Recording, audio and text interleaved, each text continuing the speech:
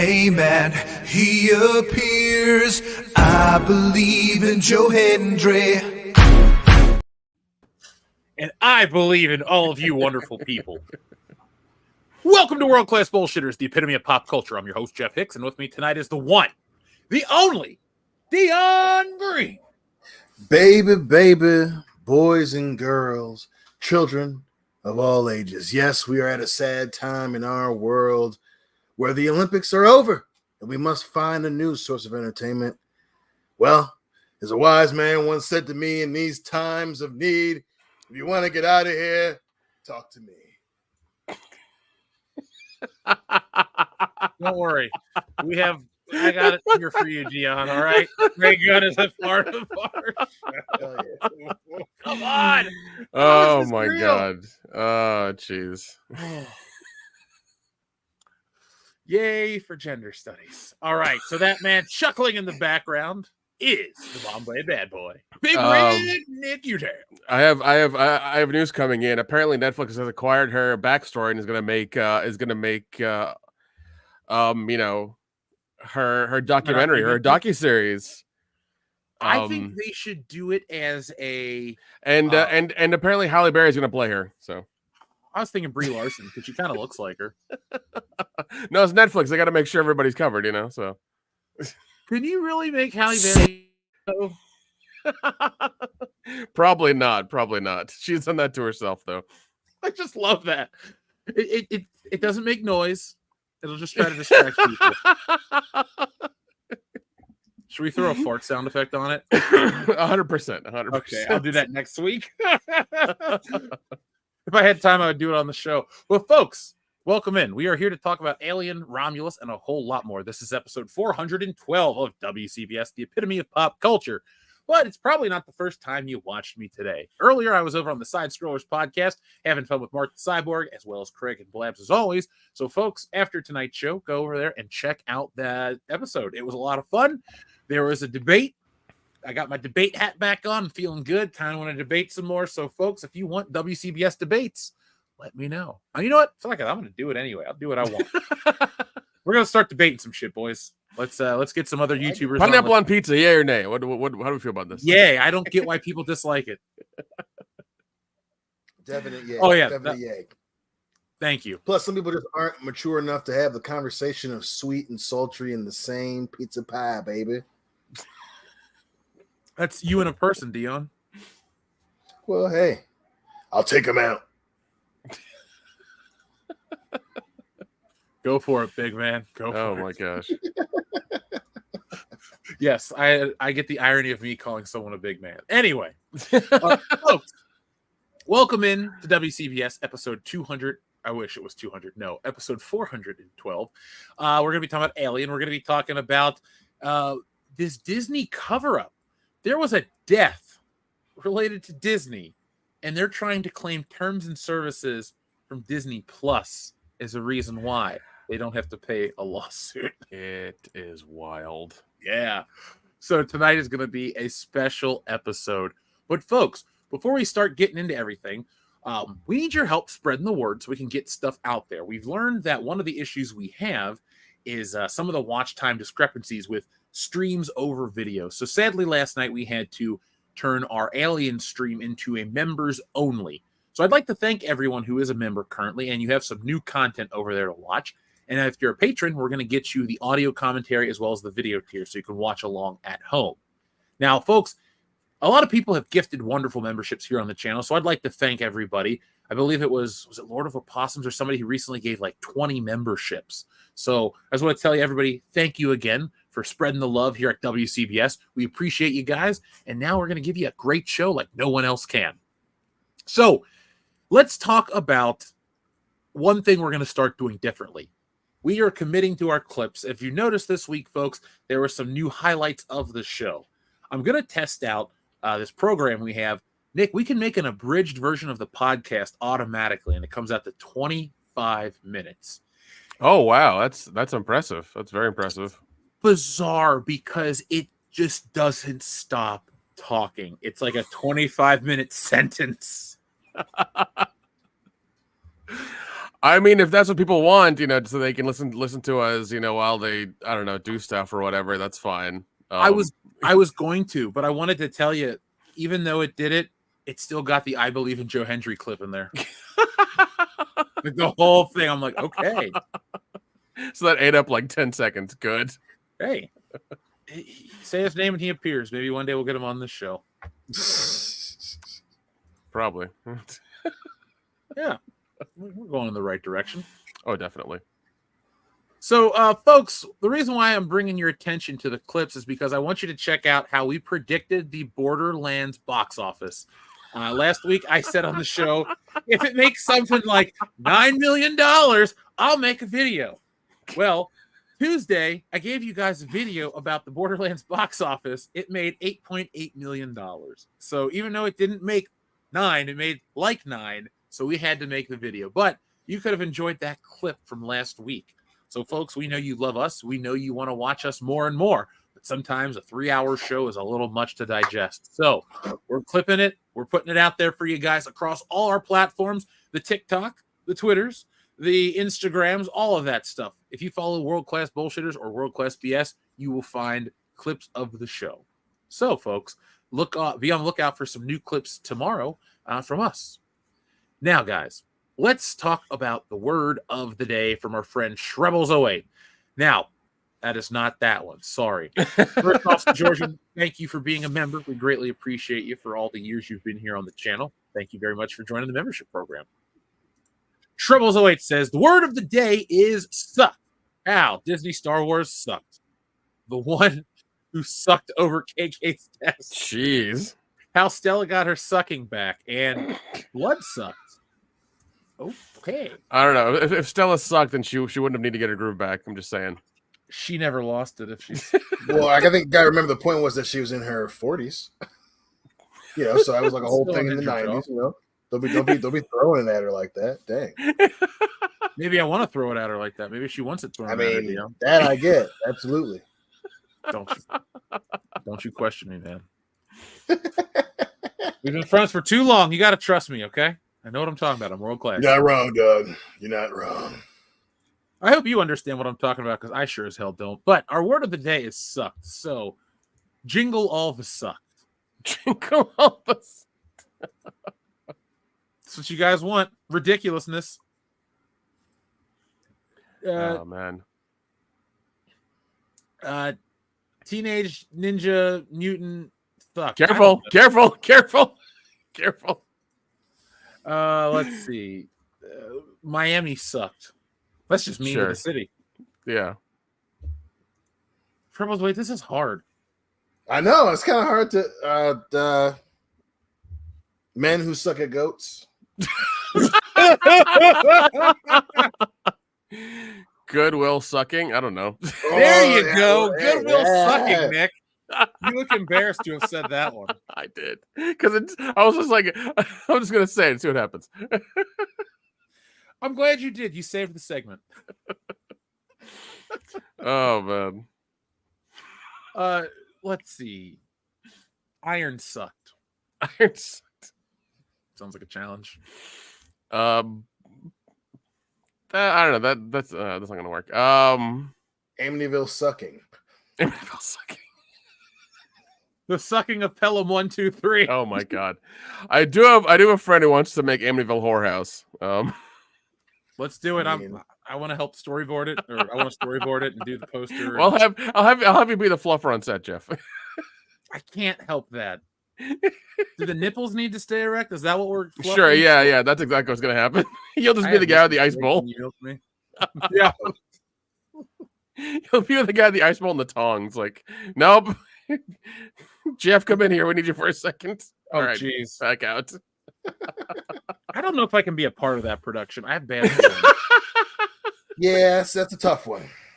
Yeah, you're one of my closest friends, and I love you to death, but I don't want to put myself in that situation. I might try to run for Congress one day. It won't end well. Dion, I can't. I've come to terms with my government service dreams. It's not gonna fucking happen, and it's fine. I've never had those dreams, and I'm okay. Yeah. Xavier to God asks, how ass was it? Was it the worst in the franchise now? No.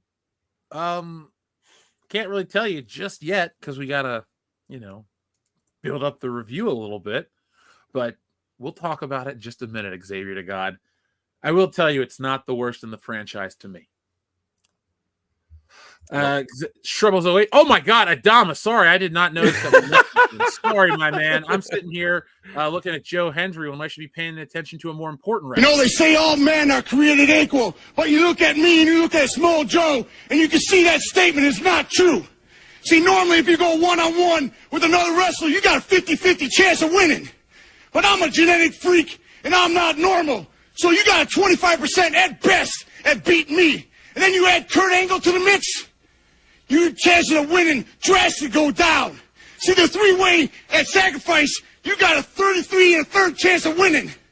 But I got a 66 2/3 chance of winning because Kurt Angle knows he can't beat me, and he's not even going to try. So, Samoa Joe, you take your 33 1/3 chance minus my 25% chance, and you got an 8 1/3 chance of winning at Sacrifice. But then you take my 75% chance of winning, if we used to go one-on-one, and then add 66 2/3%, I got 141 2/3 chance of winning at Sacrifice. See, Joe, the numbers don't lie, and they spell disaster for you at Sacrifice. Adama, thank you very much. Good evening, everyone. Here's some moolah in honor of the new United States champion, L.A. Knight. Yeah. Dude, I was at Kings Island the other day, and this kid had an L.A. Knight shirt on. I went, yeah, and he didn't even yeah us back. I was pissed. That's little shit. Can't trust that kid. No, he was also like 17 or 18, so he just was a douche. Anyway, Adama, that was the highlight of SummerSlam for me. Dion and I had been texting about LA Knight for over a year. Last SummerSlam, when he won that Slim Jim Battle Royal, we were pumped. We were texting each other, oh man, did you see that? Yeah, it was great. What an ending. He got this, he did that. Awesome. We've been texting about LA Knight in general every couple weeks for a year. So we were both pumped about LA Knight winning the title. I hope he is champ for a while. I don't think he's ever going to be world champion or main event like WrestleMania, but I do see LA Knight carrying this belt, doing something cool with it. Maybe one day elevating up to the Raw World Heavyweight title. That'd be kind of cool. But congratulations to LA Knight, man. I was pumped. It was awesome. It was awesome. I obviously us being fans for a while now, and I'm in the other side. It's obviously he's a little bit far along in the tooth, but I do believe he's got time to win a world title. Maybe he does sniff out WWE Championship, especially depending on how things go and who gets hot, especially now in the post Vince era. But he was the guy to do it. He was the guy who wanted to get it done, especially with it was pretty crazy how quickly Logan was starting to get some go away heat. So that was awesome. It was good, and it was a good moment, man. And hey, he even put on a damn fine match. Oh, dude, I agree, and I think his age is part of the appeal because the character is clearly of like the Attitude Era, like the year 2000 type of like really extreme personality, but he also is like of the era, so it really works that this guy that's the right age for coming up on what a wrestler was supposed to be plays that old school wrestler. I think it's cool, man. I'm on board. Adama, tell us what you thought the highlight of SummerSlam was. Was it the return of Roman Reigns? Was it what else happened? Damian Priest lost his belt, so that was cool. Yeah, but well, I like Gunther. I'm a Gunther guy. 100%. It was only a matter of time. I think it was the time. Especially the conversation that you and I have had multiple times. You and I, Ken, have had multiple times. You and I, Dan, have had multiple times. They wait too long on a guy, and they never give him the belt right when he's he is just glowing hot, and Gunther definitely counts there. So I'm super excited. We love especially being older fans. There's very few things as fun as rooting for the bad guy, and I'm pumped. And it was the right way to do it because I didn't, Priest didn't deserve to get completely bent over. His reign wasn't awful, so I am glad that he got out of it pretty much unscathed with room to go for himself too. Because I do like Damian Priest. I like him the same way kind of that I like LA Knight, where it's like he's an older guy. So I thought it was really good. I thought it was done really well. And damn, Dom Mysterio is the freaking man right now. Kendo, what's up? Anything you'd like to add? Fuck the DMV. I mean, why make an appointment when you get there 15 minutes for your appointment time and they tell you your waiting time is 90 minutes? I mean, what's the point of an appointment? I mean, I don't understand these things. It's like you make an appointment. You should be queued up when it's your time, not put at the back like some idiot that doesn't know how to make an appointment. Agreed. Such is life in 2024, Kendo. That's bureaucracy for you. Yeah. So anything you'd like to say about LA Knight winning the title? It was the right time. Okay, it was past the right time to put a belt on him, but this was the time that they had to put the belt on him, because if they hadn't, he has been put in the position enough times where if he fails again, there's all the credibility goes out the window, no matter how over he is with most of the crowd. I agree with that. I'm very happy he's the champion. I hope he holds on to it.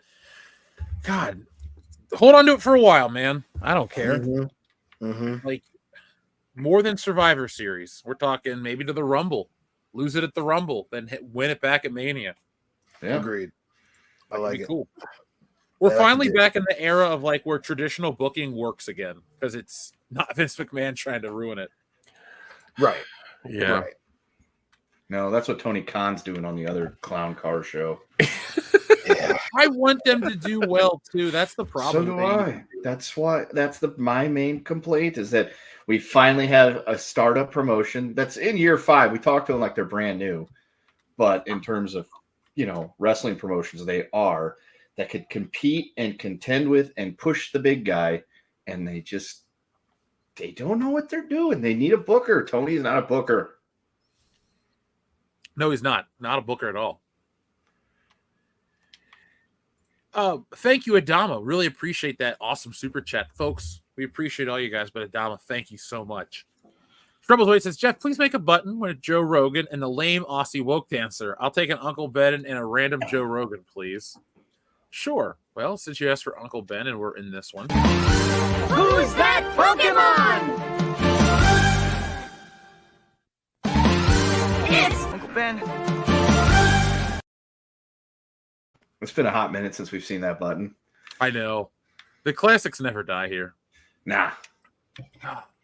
So, you also asked for a Joe Rogan button, so let me get you one of those right here. Did you see that guy accidentally hit that moose with his car? No. Holy shit. Jamie, pull that video up. Oh my god, oh my god. Oh my god.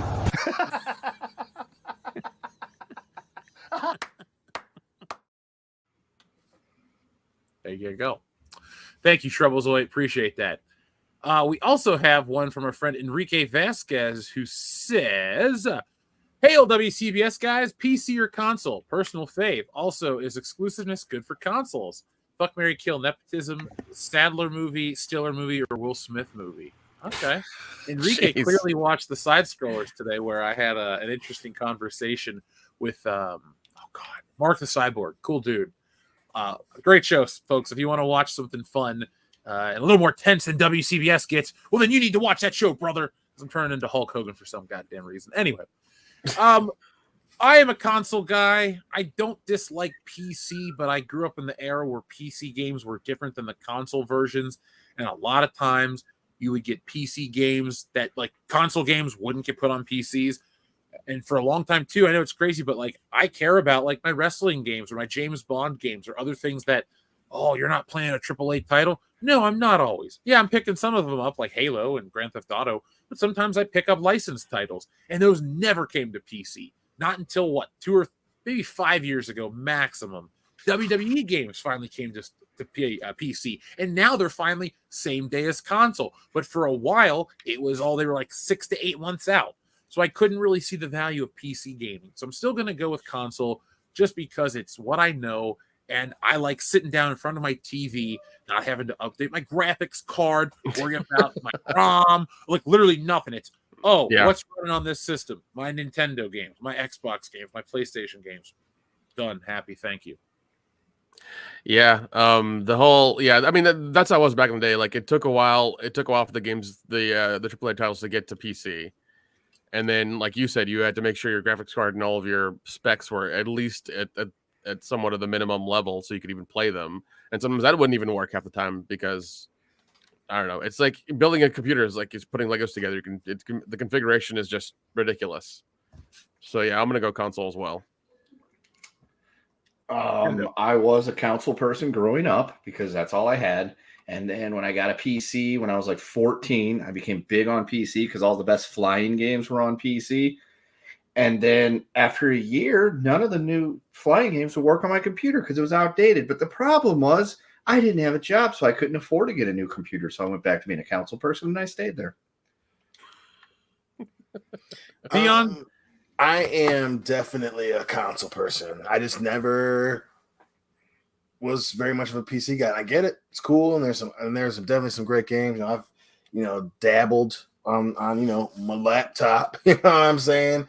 But I'm not building a computer for damn sure. I don't feel like it. And then Same here, I get it with the PC thing. I get it. I can't take that stuff on a vacation. I can't throw it in my bag and go. I'm all about convenience, baby. I want it to be conveniently awesome. I plug in the TV and it looks cool. PC people, I get it. But y'all weird about it. It's just too much. Yeah, we have to replace a console like what every 6 or 7 years. That's doable. Yeah, right. I can live with that. Yeah, but and then the PC stuff, you have to change your graphics card. Well, once every 3 weeks. Nope, not for me. You won't get ray tracing, Nick. Fuck all of that. Fuck all of that. Max settings. Fuck max settings, man. Jeez, like you need a goddamn quantum computer to run max settings on a lot of shit these days. Because everybody wants like that 4K, and you get those really weird wraparound monitors, and things like that. Like it becomes a whole like I don't know. It becomes a whole thing. It's like it's a car. It's like car people and like during the Fast and Furious era when they would put like NOS and stickers and fenders and all kinds of other bullshit on their cars for no reason. It's like, cool, you did that, great. Now the cops know who you are and you're gonna get tickets all the time. Good for you. Yeah, boy. I don't know. Everyone becomes slave when they're a criminal in my book.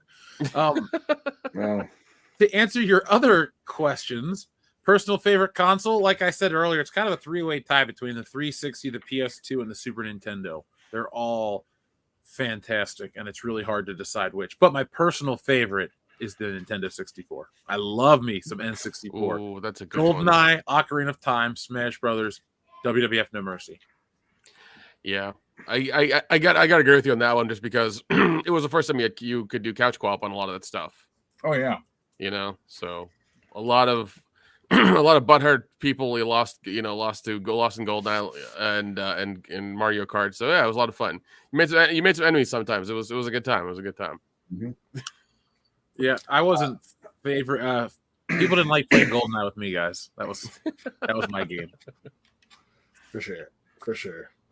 I'm definitely a PS2 guy. I mean, I love the PlayStation 3. I'm my family. We're a PlayStation family primarily, but I do love the N64. No more Switches in that household. Well, I mean, there are Switches. It's one just specific motherfucker who ain't getting one. Everybody else got. Well, Diane lost. I don't know what she did, but I have a Switch. It didn't start being my Switch. I'll tell you that. I can't believe you have a Switch. That's the most unmanly thing you own, Dion, is a Nintendo Switch. Yeah, I own one too. That's the great thing about me, man, is I'm so manly I can do shit like that. I'm that cool, baby. I'm that cool. World class. Not man. Shaft cool, but I'm cool. Who is? That's a good point. Shaft. Richard Roundtree. Sam Jackson. Not Jesse Usher. I didn't realize that A-Train was in the new Shaft movie. Yeah, he was. To answer your other part, Enrique, I will let's say fuck, marry, kill movies. Adam Sandler movie's gotta die. Sorry, I know that's typical, but Ben Stiller has made Ben Stiller's in Tropic Thunder, and he wrote and directed that. So that moves it up so high. And then, you know what? No, Will Smith's getting the boot. Sorry. I'll fuck Shit. I will fuck the Adam Sandler movies. I will marry the Ben Stiller movies, and I will kill the Will Smith movies because I can live without Independence Day or Men in Black, and then the rest I don't even like. But Really, I thought it was Bad just Boys. on those. I can get. Bro. I hate to say I can get rid of Bad Boys, but Oh I my can't get rid God. of a movie like Tropic Thunder. I can't get rid of a movie like Airheads with Adam Sandler. There are movies that they're in just because it's not their like, you know, Don't Mess with the Zohan or all those other crappy ones. Adam Sandler's in some great stuff, and Ben Stiller's in some great stuff. So that's my final answer. Plus, if you keep the Ben Stiller movies, you at least get to keep Happy Gilmore. Yeah, and the Cable Guy. Yeah, that's true. I don't know. I'm still killing Sandler. Probably marry Will Smith and then fucking Stiller. Okay. So we'll do that. What a loser. You got to kill Will Smith movies, fuck Adam Sandler movies, and marry Ben Stiller movies. Yeah, well, I guess that's the Caucasian side of this motherfucking equation going on over here. 'Cause I was assuming it was the specific nepotism era of each guy. You know what I'm saying? But since we going all out, you know, don't get me wrong, I love Tropic Thunder, and that would probably be the only thing to save Stiller. And you know, and so something about Mary is really funny. And yeah, Cable Guy is good too, but you know. I ain't, you know, listen, I ain't watching After Earth, okay? But You better. You say I can get rid of Independence Day and Men in Black. No, not both at the same time. Bad Boys, 1, 2, half of 3, and 4. Get out of here with that. A little bit of 4. But I can get my action fix with how apparently Arab dudes just want to kill Will Smith and Martin Lawrence. Okay. And I'm not watching After Earth. Ben, I'm sorry, dude. I can't. I got to sacrifice you for Happy Gilmore, Billy Madison, Big Daddy, you know, and they're not great, but Grown Ups 1 and 2 is just stupid. It's just stupid. I can turn my shut I'm up. I'm just saying. I love you, Ben. You're going to sacrifice go. Mystery Men for Grown Ups? Grow up.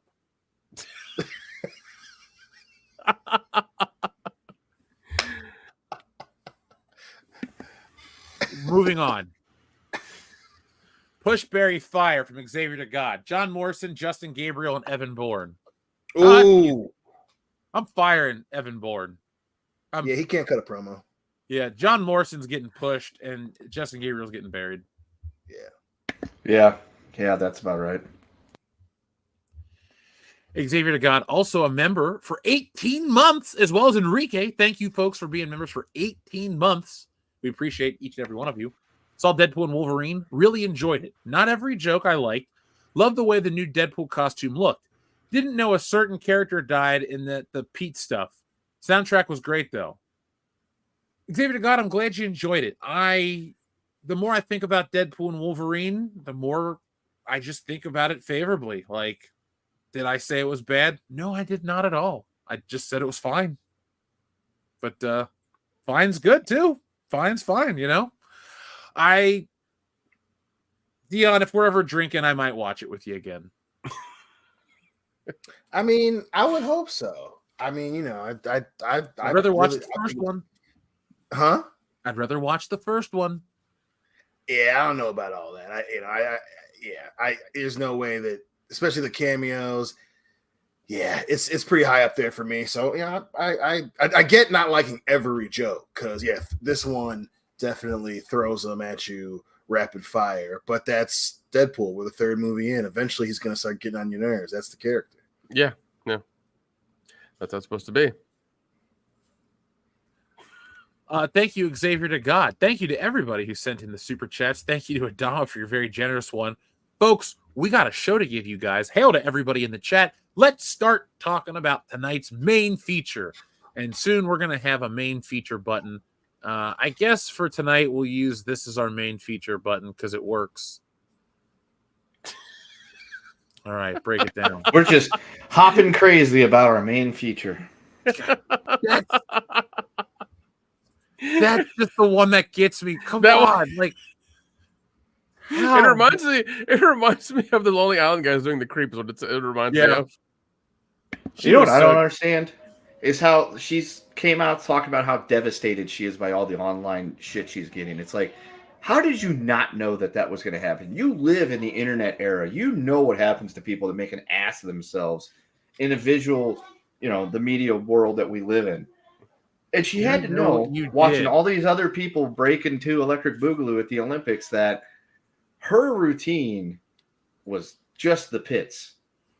But for some reason, she went out there and did it anyway. Gave it her all, if that's what you want to call it, and thought it was good. That's the part I don't understand. So I digress. Yeah, man, it's definitely hilarious. It definitely is hilarious. Especially, and I was kind of excited to see it because Europeans love breakdancing. So, it was still overall, it was kind of fun to watch. That being said, because I was at work when that shit went down, I was just like, what is happening? And it was just hilarious, man. It was just absolutely hilarious. It's the whole thing behind it is funny, but also, yeah, there's no way that you can think in 2024 that you can put on a performance like that and people are just, they're not going to say anything. Yeah, you're dealing, with presumptually one of, the most talented breakdancers in the world, and you're doing the kangaroo jump. People are gonna make some jokes. So but that's just we're still in the whole blame the internet for everything type of situation with it. But dang, it was. She gave it her all. She can say that she is an Olympian. She can definitely say that. You go, Ray Gun. Anyway, folks, let's talk about the image on your screen right here. Alien. So Alien Romulus is the newest in the Alien franchise. It stars a bunch of actors you've probably never heard of, and a CGI recreation of one that you didn't think you'd ever see again. Yeah, that was. So now tonight, folks, we're going to talk about this movie in a spoiler-free way for the first part, and then we're going to go into some spoilery stuff a little later, but we'll give everybody ample notice so nothing is ruined, and you'll be able to enjoy the movie if you so choose to watch based on our discussion. So the premise is quite simple of this film. It is about a group of Weyland-Yutani workers who want to go aboard a ship, steal some cryopods, and escape the Weyland-Yutani system. And so they go on to what they thought would be a ship, and instead of discovering exactly what they need, they run into some xenomorphs, and, insanity ensues. So this movie brings back a lot of the horror elements to the Alien franchise, especially the first one, that tension that's there in the first one. They try to replicate it. And in many ways, this is just a modern horror movie set in outer space. It doesn't feel as atmospheric in certain ways. The original Alien was so claustrophobic. This one feels a little more open. It feels a little more like the world of Aliens. But it was a film that I was surprised by, and I'm excited to hear what Nick has to say before we go any further. So, Nick, what did you think of this movie? I was hesitant going in. I really was. I didn't want the trailer to color my, my opinion about it. Because the trailer, I think we said last week, a couple weeks before as well. Like we really liked the trailer. I watched it in 4DX, little motion seats and all the bullshit they did, which I had a good time, and I enjoyed the movie. I really did. There was a lot of member berries, so many, and also like the character Andy. Did they know what they were doing with him at all? No, that character and the member berries brought this movie down, but I'm like you, I enjoyed the film. I was surprised. Because I mean, like the things they say to this character, and it's just like they didn't put two and two together when they did this. And like I understand he's an android, but like you're dealing with modern people in this era, and it's like they're gonna get pissed off immediately. Yeah, I'm waiting for people to get over the Mary Sue. It's so offensive that a black android had to face hate. It's like, do you want a black android in the movie, or do you want a character that can't have conflict because they're a minority? Like, shut the hell up, Mary Sue. Yeah, exactly. Like, yeah, it was like they were really flirting with that a lot, and I was just like, oh my god, like you're really like there's gonna be a ton of articles Monday morning probably about about his character. Yeah, I'm interested to see what people say about this movie because I'm torn on the member berries aspect. They went hard on the member berries to a point where they quoted some iconic lines from Aliens, and I got pissed. I was like, "Are you serious?" Yeah, it was very strange because I'm just like, this takes place, and for everybody, the Alien Romulus takes place between part 1 and part 2. That's where it is. I will say this: the aesthetics of the ships and everything looked very like lived in. Like it feels like they had the same set decorator that Del Toro has, where like everything feels lived in. There's dirt on everything. You know, it's all kind of it's all very much the technology we had in the in the first movie. 70s. Yeah, in the 70s. So like they replicated that really well. They did a really good job replicating that. It wasn't like Alien Covenant where all of a sudden like everything's brand new and it's before the first movie and doesn't make sense. So we had we had that. They did a good job with the whole set stuff. And I don't know. I just I would. That was our biggest worry is whenever they do things like this is whenever like they make the aesthetic they don't match and there's like, oh screw, we're just telling a story. We need to make everything look cool. But this one they actually put time and effort into it, made everything look the way it's supposed to. So that was really good. Andy in the chat, yes. There's your answer. Because that's one of the member berries we talk about. But it's so weird having member berries for a thing that hadn't happened in their timeline yet. So it's kind of like it does take, at least me, it took me out of the atmospheric moments when they're like, oh my god, it's an M1 pulse rifle, just like the Space Marines use. I'm like, yeah, there was almost like an idiot level of dialogue for the things they had. I'm just like, you don't need to do that. And even with that scene, I mean that scene in the trailer, that was reminiscent of Aliens as well. When Michael Biehn is showing Sigourney Weaver how to use the gun with the grenade and everything, they had the same kind of like scene, in that one as well. And I'm just like, you're copying this. Like, it was very strange. It was very strange. It was. Yeah. I will say this early. Folks, there's something that kind of undoes the first movie a little bit. And I thought that was kind of annoying. Like, it wasn't Force Awakens bad, but it's kind of in that territory. And you're going to see a lot of interesting reviews for this movie. Like, what we're going to talk about tonight won't necessarily be what I put in the video for tomorrow. So check it out. But there are going to be people that are very adamant about the fact that they altered the first movie, Alien, and they're going to just like not like this movie. Oh, okay. All right. I know what you're talking about. Yep. Because I was like genuinely I was like, what the hell, man? All right. Yeah, I was annoyed. Yeah, because that didn't happen in the first movie. No, and I guess, okay, we'll give you 5 seconds if you don't want to hear it. 4, 3, 2, 1. So the first alien from the movie, like when it got sucked out of the hatch, that didn't die. It just flew to another ship and they picked it up and it went wild on another ship.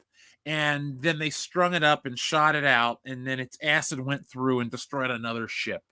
So this movie definitely plays on the whole, hey, the acid blood can burn through the hull of the ship. Let's see what that would look like with CGI.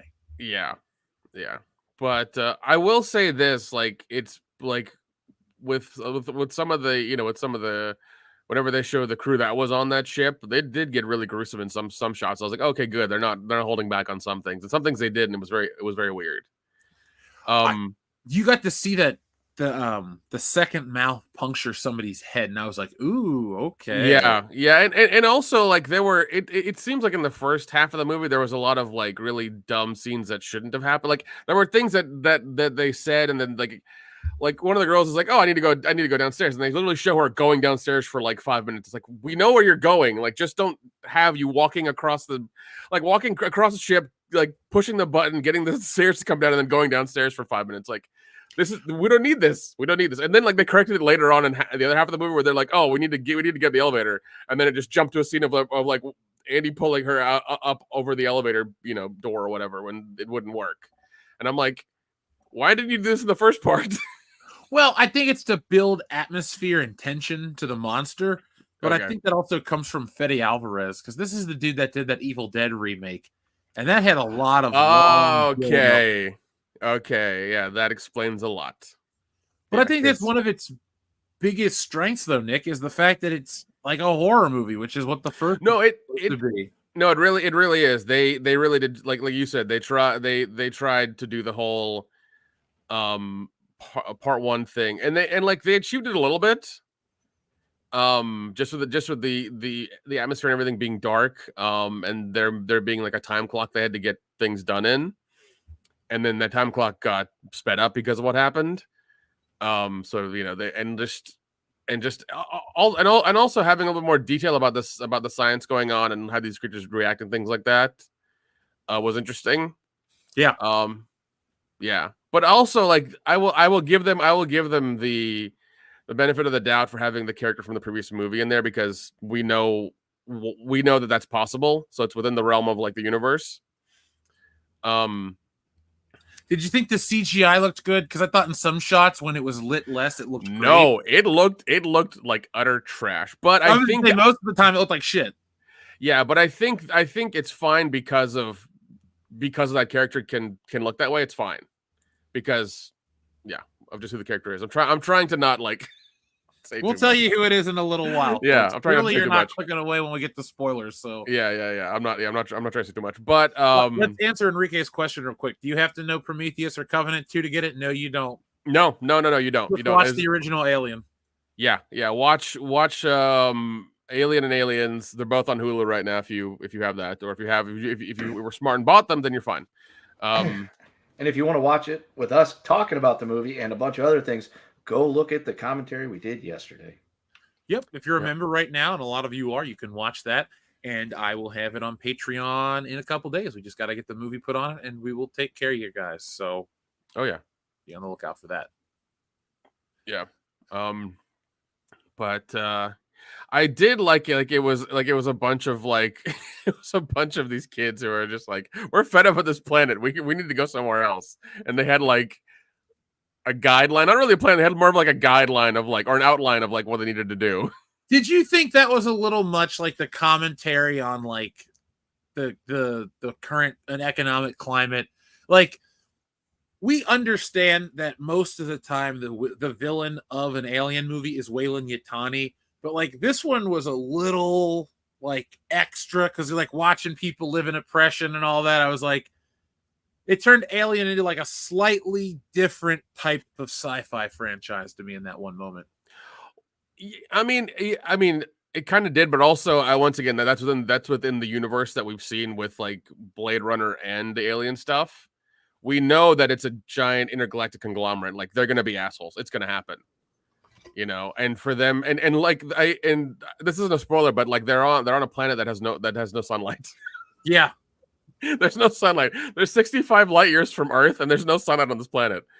So people, like, it's just miserable. They're just mining stuff and working, and it's just miserable. But I think that, like, once again, it played into the futuristic dystopian of what they're going through and everything. And, obviously this kid's coming up with a plan and having a ship and just doing all that stuff. What kind of made sense. It was fine. But no, I get what you're saying about it playing into like, capitalism and that whole conversation everybody's having right now. Like, I was like, oh, okay, Alien.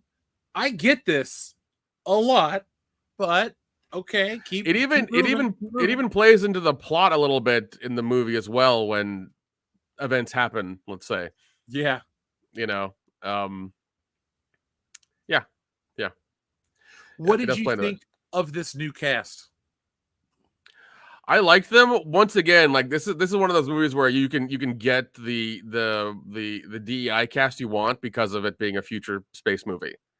You know, you can get the cast you want, and it doesn't hinder the story at all. Because once again, and I'll say this right now, right off the back, there was no mention of any, I guess any girl boss bullshit, like any of that stuff. None of that happened. They were all just, not at all. they were all just trying to like survive. That's what it boiled down to. There was no like, oh, you're a dude, you're a chick. It's there was none of that. None of that. It was there was none of that. Not a whiff. Nothing. Yeah, I couldn't handle a whiff. Yeah, they were just trying to survive. They were in a shitty situation, and they're just trying to survive. So, that's what it boiled down to. But it was one of those things where like things kept happening all the way through it, and it when it really picked up speed, it really picked up speed. Like things were just like constantly going wrong, and you're just like, how are they going to do this? How are they going to get out of this? Yeah, it was a well-paced movie. Yeah, that's the thing. This isn't perfect. There's too many member berries. There's a couple things that pulled me out of it, but this is a very well-made movie. That's the one thing no one can ever argue about this one, Nick. It's like it looks great. The CGI, dude. Oh my god, perfect. I wish I wish more Jesus sci-fi Christ. movies look like this. Like I was thinking, man, what about a Star Wars movie that would look like this? This would be awesome. Yeah, and like it looked like even in the beginning, it looked like the beginnings of Alien and Aliens. Like they got it. They got the horror space atmospheric thing right. Because even when the ship's leaving the planet they're on and it's going, you see the rings behind them and you have the nice wide shot of the whole thing. It looked great. Even when they were still in space towards the end and they were dealing with stuff, it looked amazing. I like you said, I wish they would do more of that, but whatever. I don't know what happened with other movies, but they did it in this one. They nailed the whole like in space nobody can hear you scream kind of thing. Oh yeah, I was on board, man. Like there was one moment when they uncovered one of those dead bodies, and it was like the jump scare. I was like, wow, that actually got me to like pay attention closer. Yeah, I was surprised how this movie was able to manipulate you. Yeah, really. It was. Once again, I enjoyed it. It was a good ride. And like it's a 2-hour movie. It didn't feel like a 2-hour movie. It was the fastest 2 hours I've ever experienced in the theater. Yeah. Seriously, dude. I was like, wait, when the ship flew off at the end, I was like, wait, we're done? Yeah, same here. I was just like, is this it? This seems too easy. That was like a roller coaster, and I'm like, I could go for another ride. Like, yeah. And then they strapped you in and put you in one again. Yeah. That shit was intense, dude. Like this. So, folks, I love a trope in movies. Yes, where I cough. I don't know how to describe it. Star Wars has it. This movie has it. It's where a movie could have a logical ending, but then there's another scene that just makes it even better. So, like, hear me out. I know my favorite part is the Death Star battle, but if like the movie Star Wars ended with when they flew away and that was it, they're like, and we'll fight it another time. You're like, well, that was still pretty awesome. But like this one, you think like, oh, this is it. They're going to fly off and do their thing. Then it gets so gnarly and nasty. Like there is an alien human hybrid in this movie. It is gross. Like it's got this like man's face. It looks like one of the architects or whatever they're called from Prometheus. It does, doesn't it? It really does. It was really unsettling, dude. And he's also like 8 feet tall. And he's got the fucking xenomorph tail. And you're just like, ew, what is this? Yeah, it was awesome. Yeah, it was really gnarly looking. It's not as unsettling as like Resurrection.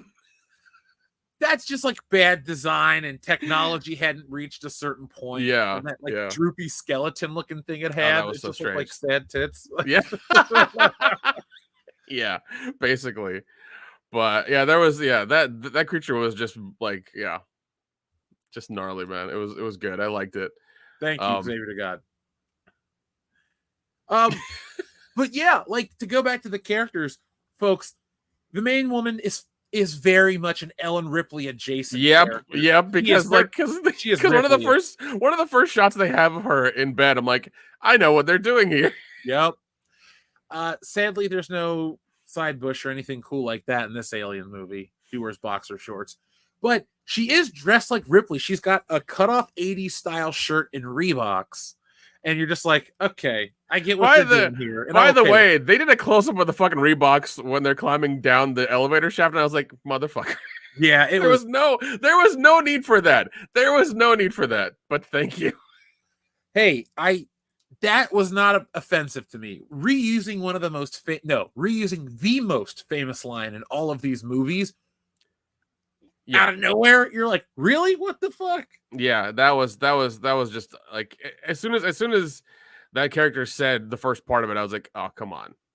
Some guy in my theater was like, oh man, like somebody audibly like complained. So that made me chuckle. But we have, the main girl trying to be Ripley. She's not cool like Sigourney Weaver.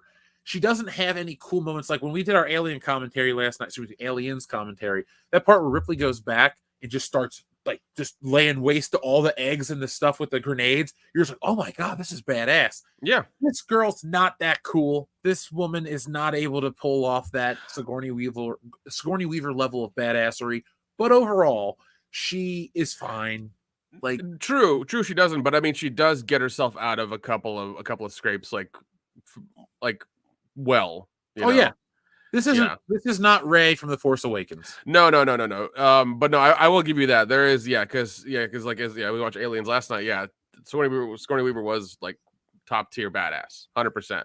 Especially power loader, whole thing badass.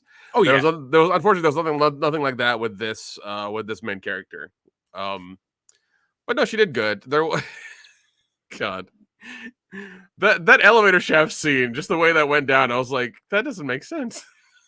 No, but the anti-grav stuff was pretty cool in this movie. That was dude, when that happened and she kind of figured it out, I was like, okay, let's see where this goes. Yeah, we'll get into that in a little bit, folks. We'll give you some more time to be prepared for that. But we'll talk about the other characters. Let's talk about the android. He was probably I warmed up to him, but I can definitely see if people are going to hate this character. I mean, I really liked him because, in the beginning, I mean, I already knew he was an android because of the trailer, because of like just one scene they have him with wide eyes in the trailer, and it's like, okay, I know this character is going to be the android. But I didn't realize like he was going to be an allegory for like a lot of stuff. Yeah, it was a little much. Yeah, there's like, it was one of those things where it's like, great actor, love the guy, because there's a point where he kind of switches up in a way in the movie, and it's like, and he does it's like a face-off kind of scene, where he where he becomes different, and it's told in his body language and his actions, and he does a really, really good job with it, like really amazing. But it's one of those things where it's like a couple things that happen in the movie, I'm just like, if some people catch on to this, and they may write like 4 or 5 articles Monday about like what things were done with this character. Yeah, I think like, we'll make a video about it just to see what's up. Yeah, it was one of those things because a couple things were said, and I'm just like, I know he's an android, but the way you're saying this thing sounds terrible. He's my brother. Well, not just that. When apparently like the place they were going, they wouldn't allow him, and oh yeah, we don't allow synthetic life. We'll figure it out when we get there. Also, he was the one who had to like stay awake on the ship and watch them. I'm just like, okay. See, that's the problem you run into when you make certain characters, certain skin colors, because then people read into it. You're like, if you would have just had a Michael Fassbender CGI replacement, people would not have. You can't make those parallels or comments. Yeah, it was. Yeah, it's one of those things where it's like, okay, I get it's an android in the story, but also like people are real sensitive these days, and if they watch it in a certain context, like they're gonna get pissed off. Maybe those people should just get a sense of humor. I understand, 100%. Yeah, but like when those 3 things happen in the movie to that character, I'm just like, geez, like you could have written these slightly differently. Now, folks, there were 2 other men and 2 other women, and one of the women was pregnant. Now, you saw the woman, the Asian woman with the shaved head. She's in the trailer. She gets hit with a chest burster. It was cool. It was probably the grossest chest burster moment after the original. Oh God, it was very lingering. Watch her like clavicle break out of this, like her skin's already open, and then you watch the bone break. You're like, oh God. It's like, and we love gore. Believe me, it was nice. It was nice and gnarly. It was very gnarly. It was good. It was awesome. Let's see. There was the pregnant woman was interesting. We'll tell you about her because that part, my face was like this, Nick, the whole time. I was like, Oh my Yeah, god. yeah, same here. I was like, how far are they going to take this? What's going down? Yeah, I was very blown away by that. Like, I didn't think we were going to get that happen in the movie. That's kind of what sent that Yeah, over the edge. I mean, In a good way. you could tell they were saving the rated R stuff for like the bigger scenes, and they were really like saving it for like, they were really saving it for what they wanted to do, because they really wanted to make sure they had it for a lot of the stuff they were doing. So yeah, it was good. They used it whenever they could. I dug the way they did a lot of the stuff.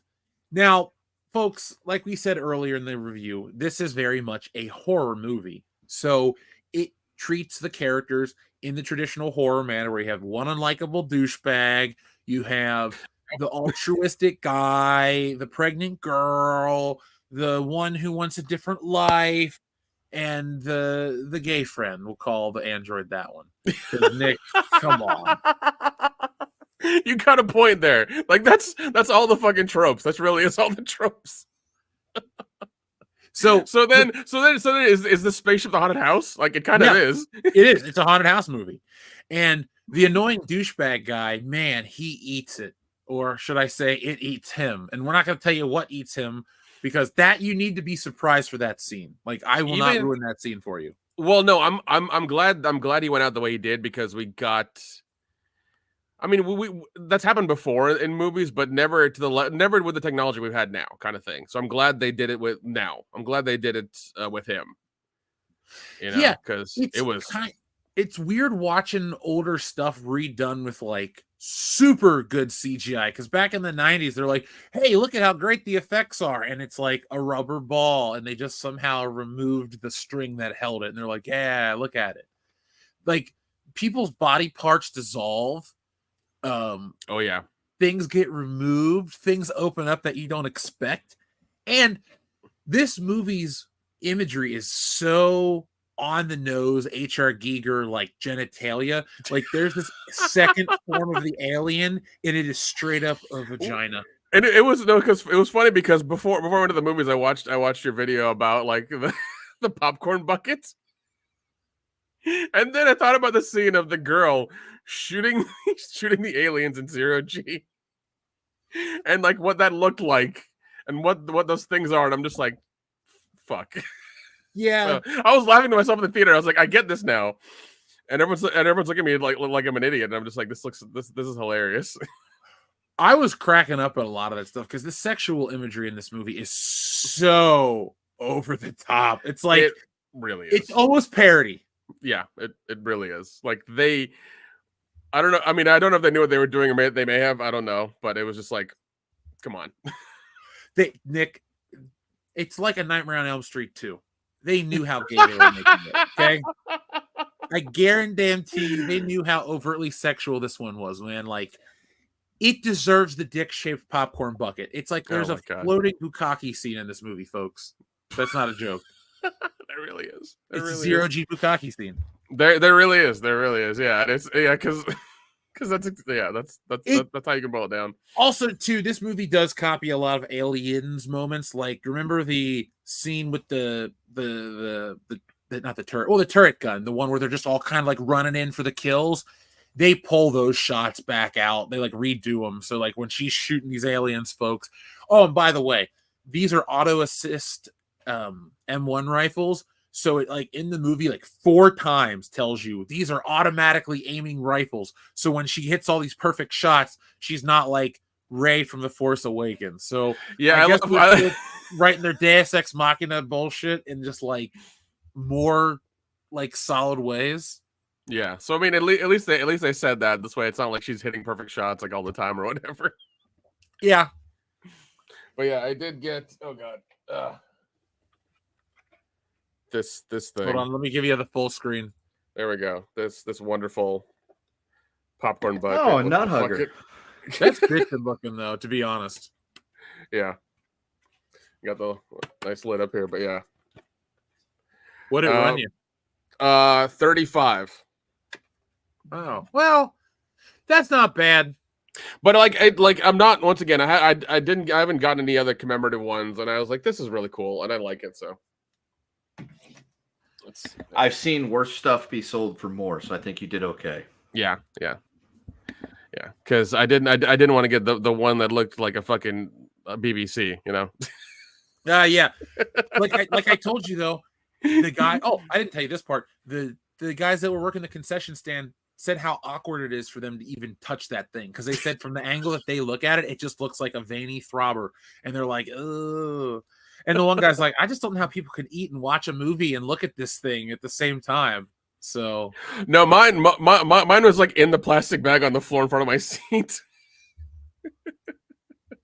So I can take it out with me. I mean, they gave me like you know, free medium popcorn with it. Not really, but you know, while I was watching it, so it was fine. I didn't pour it in there, you know, because I wanted to keep it pristine, you know, until I got home. Yeah, yeah, pretty much.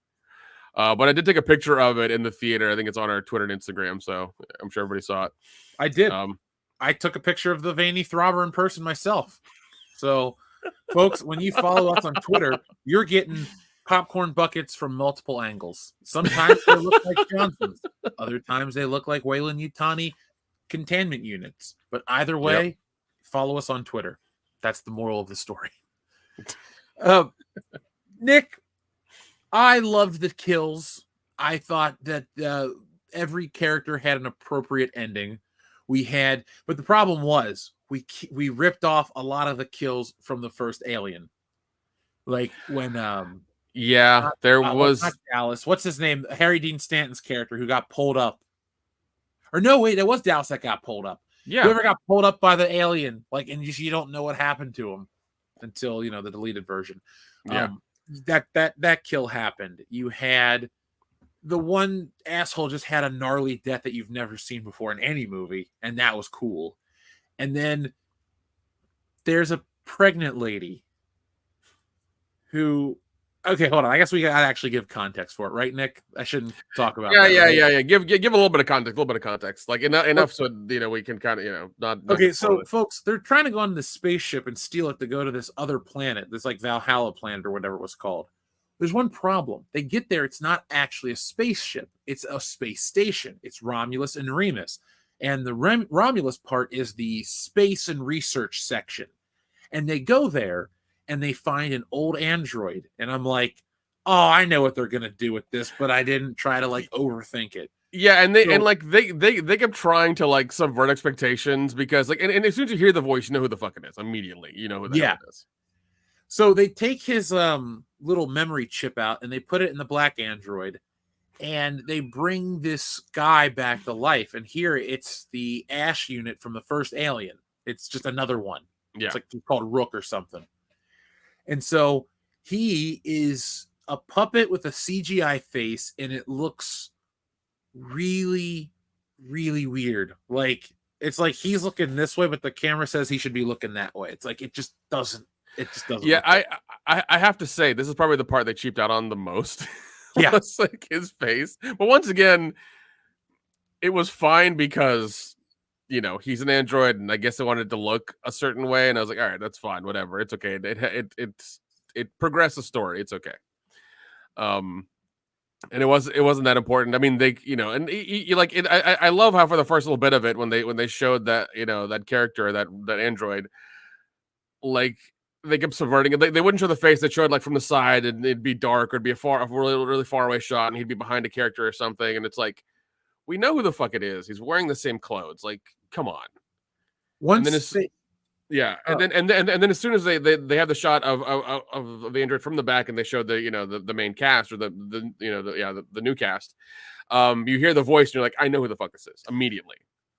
And then you can't get rid of him. Yeah, that's true. They keep putting him in every damn scene until the end of the movie. You're just like, die again. And then when he does die, you're like, that's kind of satisfying. Yeah. But, yeah. So anyway, folks, what happens is when they plug in Andy, he's the new android.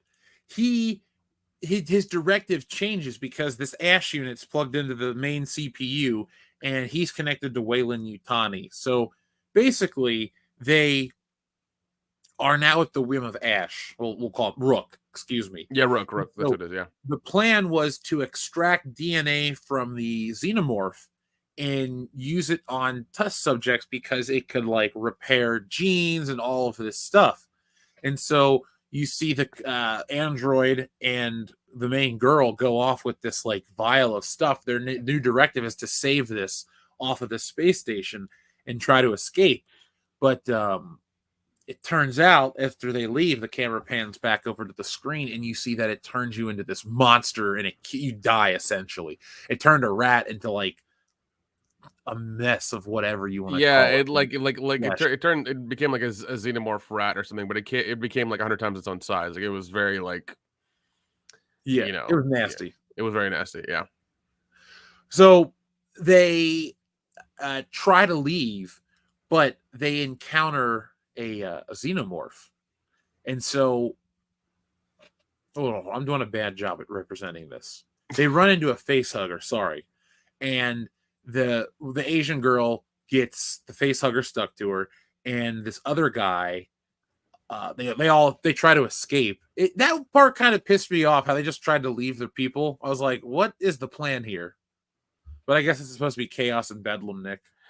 Yeah, because I mean they know that the android changed, and I guess that was the thing because it just he had changed and not in a good way, and they just didn't know what to do, and she panicked, so she just like woken up or whatever, and it was a whole thing. So yeah, they had to. She just didn't know what was going on, and she's like, "We have to get out of here." At some point, the pregnant lady gets hurt, and she injects herself with this DNA because she thinks it's going to protect her. But what it does is it causes her to give birth to an alien human hybrid, and it shows the birth.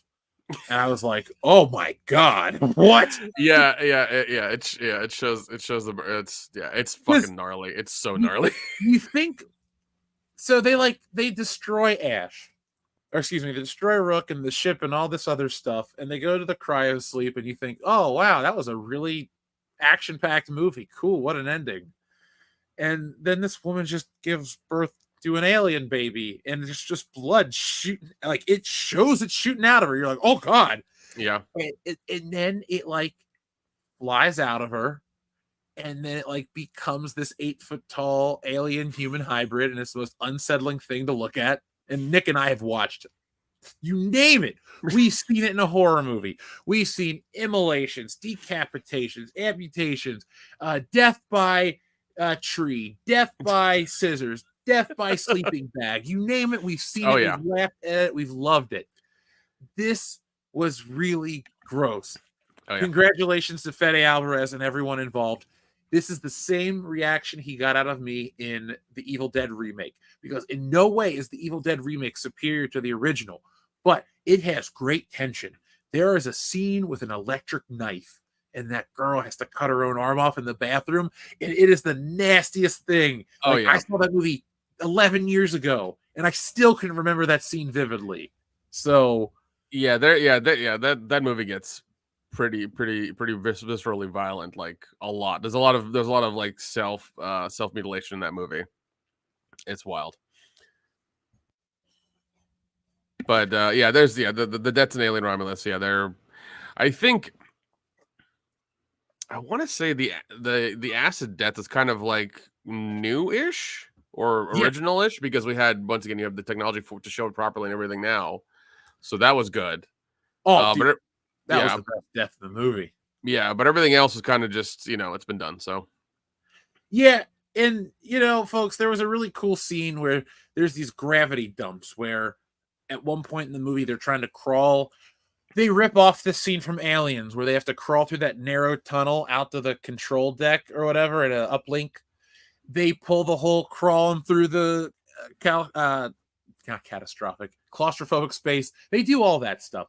So you got a lot of Aliens ripoffs, but they introduce a really cool scene where they have to use 0G to avoid the alien swarm. What they do is they like turn off the gravity. She starts shooting the aliens, and then the blood, just floats in the air. And after she takes all the aliens out, she then has to like guide herself through the acid. It was a neat visual. Like there are two unique things: that and the acid death earlier in the film. Yeah. But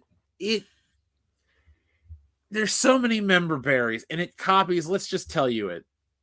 It steals "Get Away from Her, You Bitch." Yeah. And I was like, what the hell?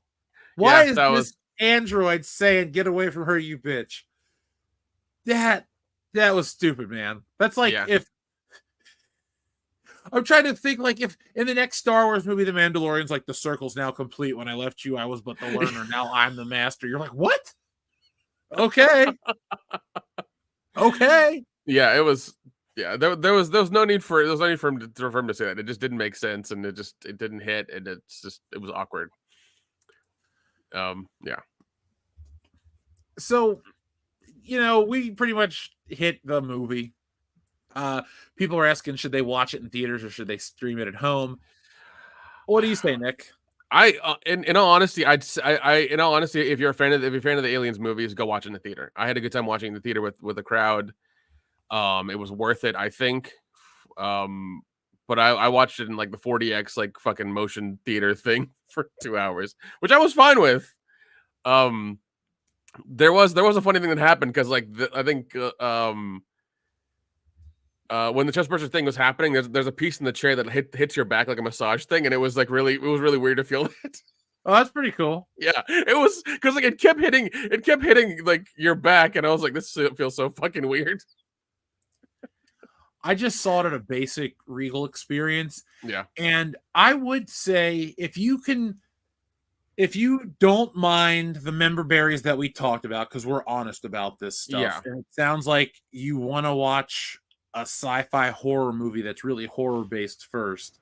And maybe some of the capitalism talk isn't, gonna bother you.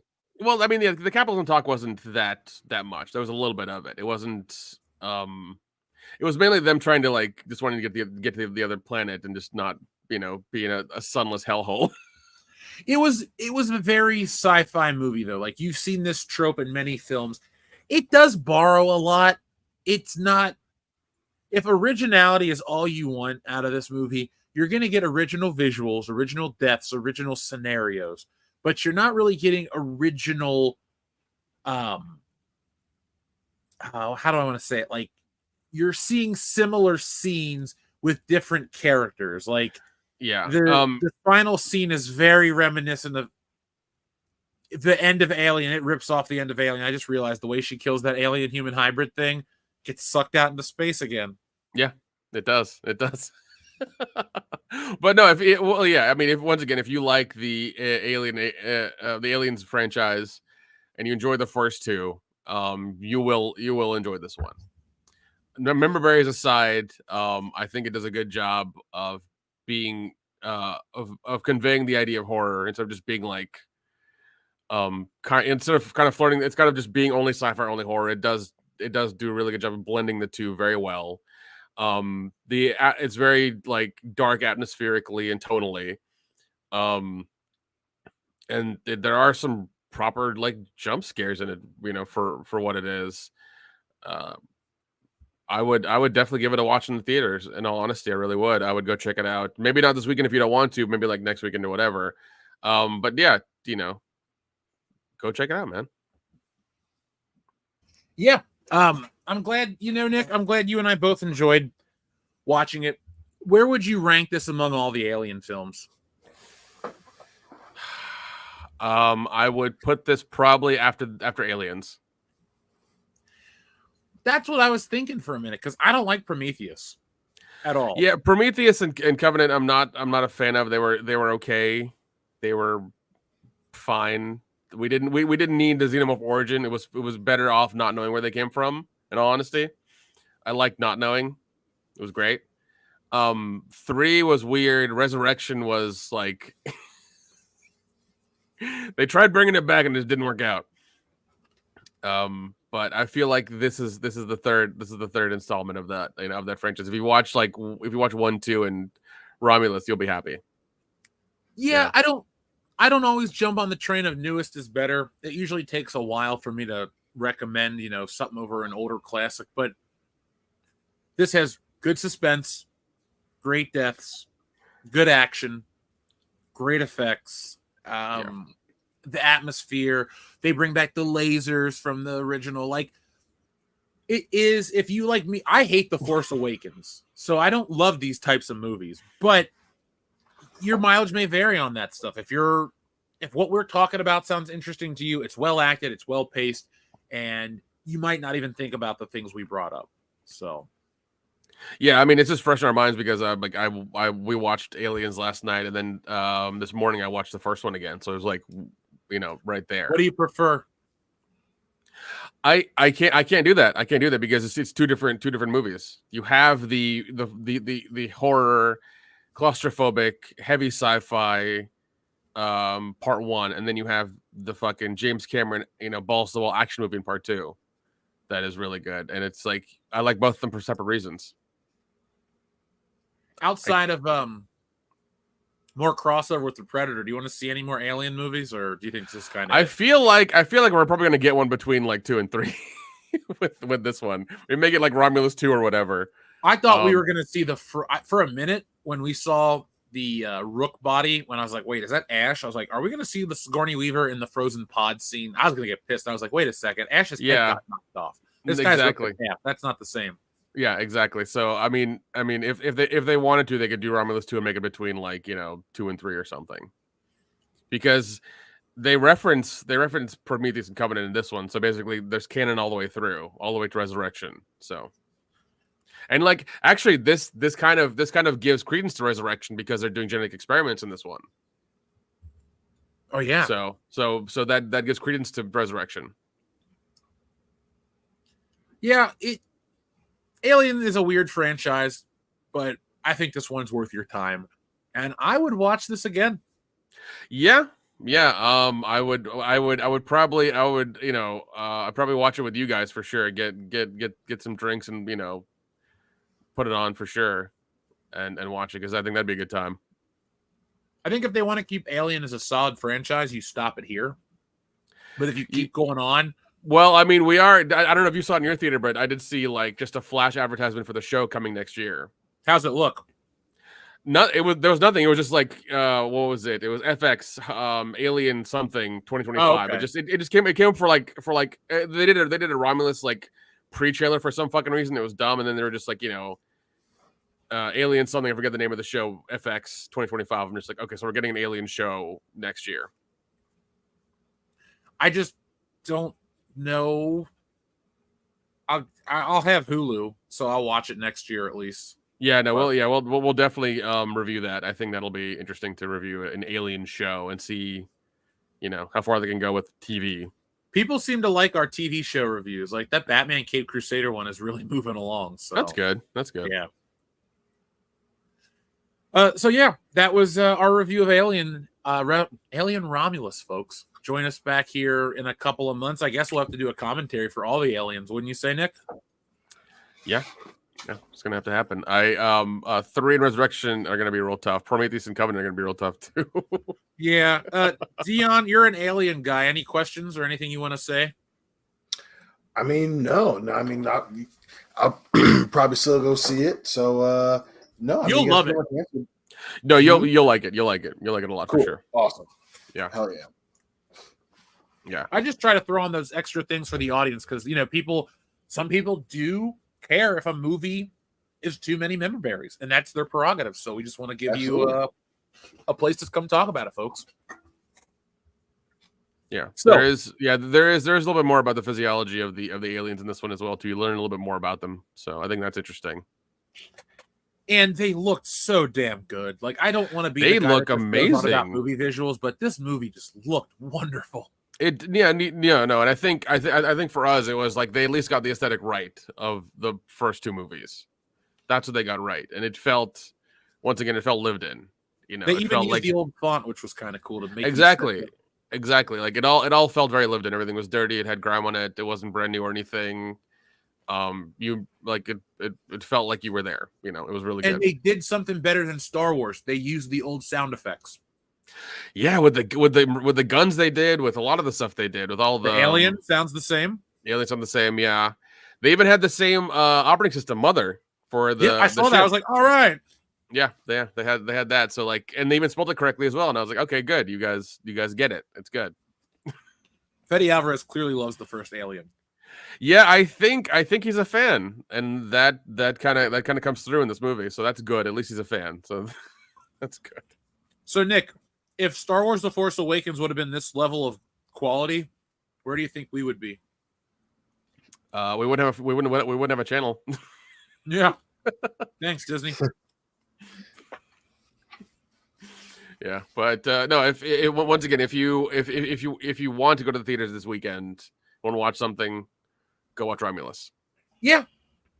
Like, if you've seen Deadpool and Wolverine and you're looking for something else, I'd say watch this. Yeah, you're not gonna be mad at it. You're really not. And if you want a horror movie, I'd watch this too. Like, if you're a horror fan, you're like, I don't like Alien. It's too sci-fi shit. It's a horror movie first. Yeah. 100%. Our friend Anubis T100, thank you, Anubis T100, for being a member for 3 months, says, hello, Jeff. Hello, WCBS Council and YouTube chat. Very sorry to be absent for such a long time. How is Romulus? P.S. I got Golgo 13, all movies and series. Well, Anubis, my friend, you and I are in the same club because I, too, have the entire Golgo 13 series on Blu-ray. I have the Professional on Blu-ray. And I have, was it Queen Bee? I don't have the Sonny Chiba one, so you probably got me beat on that one. But I got a decent amount of Golgo. He's my favorite. Him or Lupin the Third. It just depends on my mood. But I hope you had been listening, Anubis, for the last half an hour, so you got to hear our take on Romulus.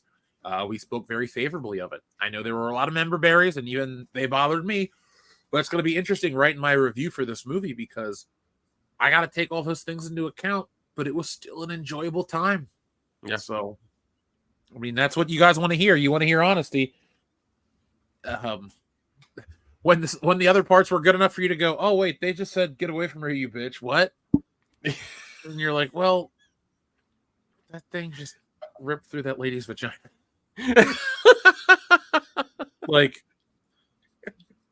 this movie will have something for everybody. Oh, 100% will. Yeah, it was once again, it was a lot of fun. It was really good. Very terrifying at points. The thing with the android, I think, really got me because dealing with the main character and the android, like they always had that trust. There was a bond between them, and then it gets broken for a bit, and then she doesn't know what to do. And there's a whole like that dynamic was really interesting to watch happen. Like, you know, will it actually save them, or will it just leave them to die? Like, what's happening? You know, it was interesting to see that. I liked it. Yeah, I felt for the android when they're like, oh yeah, we're just gonna leave him here. It's like that was kind of harsh. Yeah, it was. Yeah. Well, especially in the beginning when he in the beginning, the android looks like he has Asperger's. Like he seems like he's like spurging out in some places. That's just kind of like what he looks like and how his body language is conveying the character, and you feel sorry for him immediately. And he can't talk very well, and he's kind of stuttering, and it's that whole thing. And you feel bad for the android because because of it having those problems, it's old. And they haven't been able. They have no money and able to upgrade it. So it's just kind of like running on whatever it has. So, you feel for the character. That was what I enjoyed because they leave him in. Yeah, limbo, you actually feel for these characters because they're trying to trying to get somewhere. They're trying to get somewhere better. They're trying to escape their shitty lives and get somewhere better. And it's like, oh, you can kind of sympathize with that, So I think it comes out at the right time too, where things are kind of rough for people. You're like, yeah, I want to get away from my shitty life. Yeah, I don't want to get impregnated by an alien, but hey, yeah, exactly. So it plays into that too. But no, it was good. It was really good. Yeah, you do have sympathy for the characters. Well, most of them, anyways. And it does work out. You do care about them. So it was good. It's not like it's not like you're counting on the clock of like, okay. Like it's this long. How much longer till one of them dies? Like you're not doing that.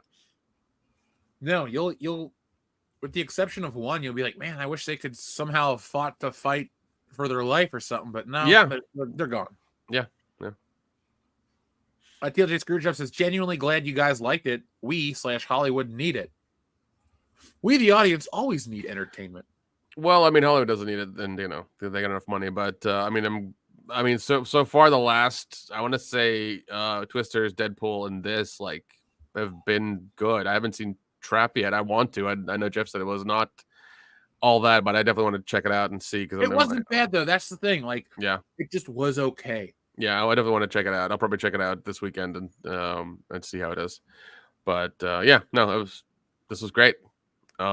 If you're a fan of the franchise, go check it out. You won't be mad at it. No, Cannon, you haven't missed that. That's our next topic. But yeah, I don't think anyone's going to be too mad at it. I saw the guys from Midnight's Edge aren't feeling it. Hey, that's cool. Their prerogative. I don't like Alien. I don't like Prometheus, and I don't think I've seen Alien River. What's the other one that they made? Covenant. I don't think I've even watched it. So I don't even care about that part of the franchise. I'm just about the first two. So this was pretty solid. Xavier God, thank you, says, I meant to say that I didn't like how the Human Torch died, and I didn't find Deadpool annoying, just a little more gay, and I didn't find the jokes landing for me. That's fine. He was definitely gayer. I watched it last weekend and I fucking loved it. I thought it was hilarious as shit. I loved it that they did not stop with the jokes; they just kept going. And obviously, some of them didn't hit, but I still enjoyed what they did, and just all the crap that went into it. I love how they went crazy for part 3, and I was like, this is good. This is how you do a part 3. You up the ante even more. So right. Yeah. Kendo, I'm looking forward to what you think about it when you see it. Yeah, I'll put it on the calendar. Yeah, for 2024 sometime.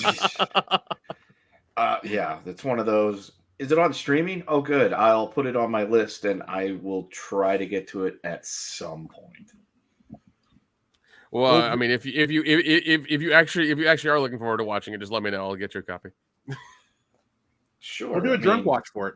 Yeah, there you go. I'm in. Just busy. We know.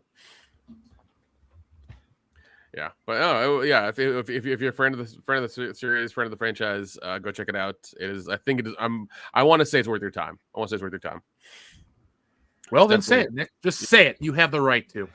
Fine, goddammit, go watch this weekend. If you love these movies, go watch it. Goddammit. Did it have any Yo Mama jokes in it? Because that really sells a movie to me. No, it didn't have Yo Mama jokes in it, but the android kept saying terrible dad jokes. Yeah, it was programmed by her dad to tell dad jokes. Yeah, it was. Yeah, that was one of the funniest things. It was programmed by a dad to constantly give her dad jokes.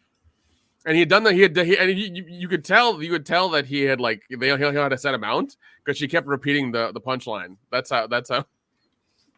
I thought that was kind of cool at the end though when she tells the one joke and it works out. And then they're whatever.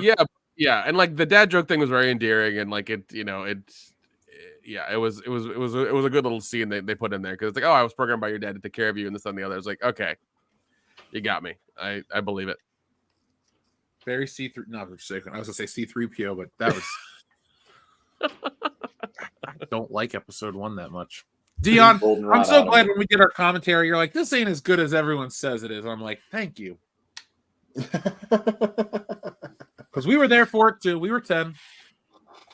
Yeah, we were there with our non-dick-shaped popcorn buckets and our giant Pepsi cups. Back then when you had commemorative popcorn buckets, they were just still shaped like buckets. Yeah. Right. They just had a design on them. Yeah. Do you still have any of your movie theater stuff? Nope. No. Not that I can think of. Star Wars. No, not from Star Wars for sure. I got my that Spectre Big Gulp cup.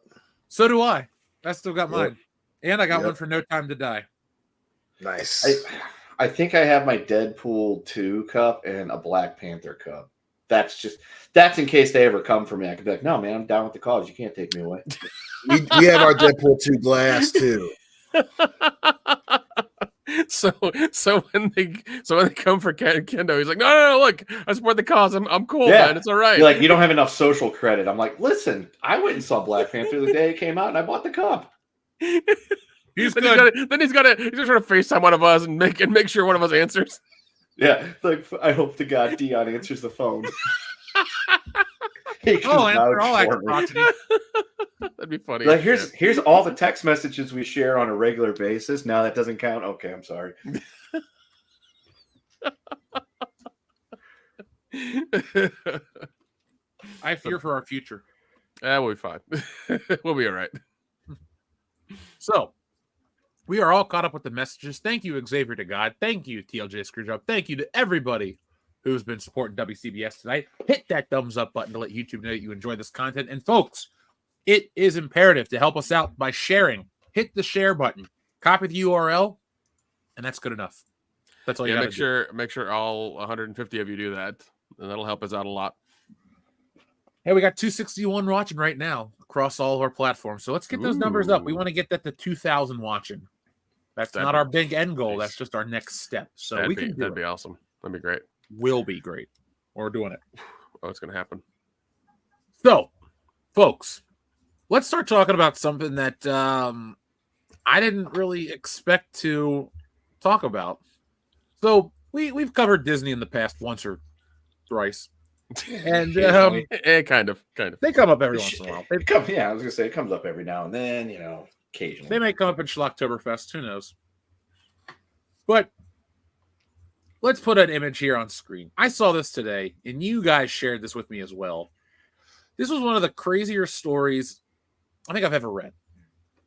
So, Disney World has some crazy things go down, but it also has some tragic things go down.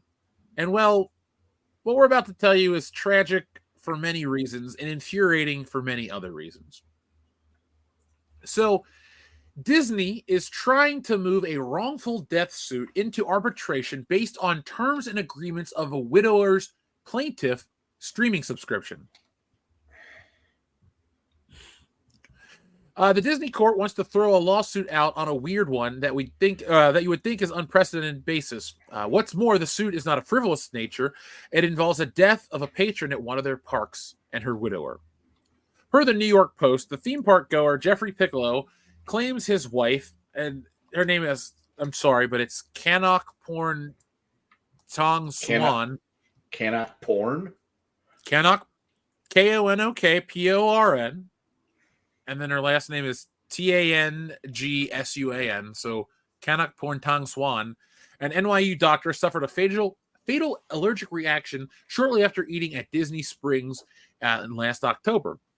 In the original complaint, it states 42-year-old Tang Swan died of severe allergic reaction known as anaphylaxis just hours after the Raglan Road Irish pub and restaurant with her husband back on October 5th, after repeatedly stressing to the staff that she was deathly allergic to nuts and dairy.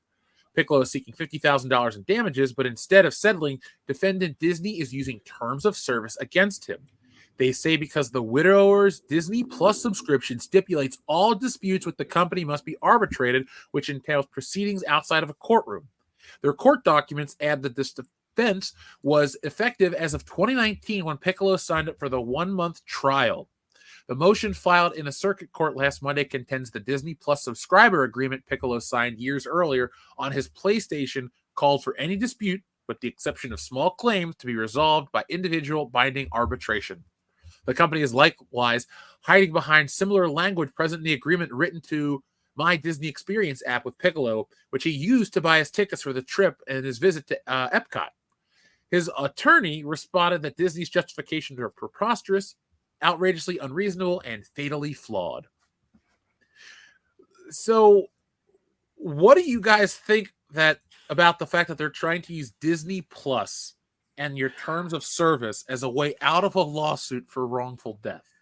It's a very corporate thing to do. Obviously it's getting into arbitration, it's less about them trying to win and more of it them trying to put it in a position where they can outlast the person trying to sue them. So, is that something that's gonna work? Probably not.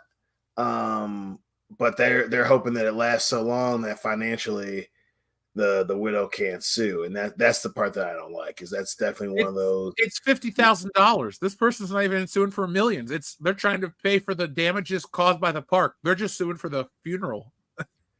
Yeah, that's crazy. I hope that she just changes her mind and goes for more, because that's wild. But that's a very corporate response.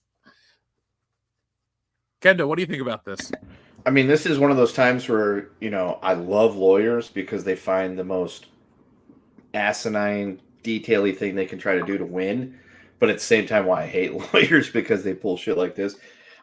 I honestly don't understand how you could get a terms of service thing to be covering a situation like this, because the terms of service refers to your Disney Plus account. It shouldn't have any merit or bearing on a theme park visit. That's the part I don't get. Because especially if the lady was stressing that she can't have any nuts or dairy, and she was given something with nuts or dairy, which caused her to die, that's super fucking negligent. Oh, absolutely. Nick, what about you? I do love that this was all over my Instagram and Twitter and Facebook feed today. That means a lot of people have seen it, and a lot of articles have been written about it, so everybody sees it. And hopefully, you do what you want to do. But I say, if you have Disney Plus, maybe don't have Disney Plus. That's kind of scary that they're like, well, you have our streaming service, so yeah, we can kill you in our theme park, and it's not going to cost us a dime because you watch Bluey. Just what the streaming service needed for the public. Because I think let's see, because I follow their stock price, because it's fun to see it dip down. And let me see if I can pull it up and know what the actual price. Get down. That's a good song. All right, Boogie. Let's see, what is it? It is at 88.76. It was like 110 a while back. I guess that was a while back. But yeah, it's 88.76 as of today. So I'm sure, and it's gone down further overnight, is what it says. But no, if once again, if you feel, I mean, apparently, if parents and if you're a parent and you have Disney Plus, and let's say you feel the need to drag your kids across the U.S. to go to the park, and something happens to them because of you having their streaming platform, apparently you won't get compensated in any way, shape, or form, because you agreed to the terms of service of the streaming platform. So that makes sense.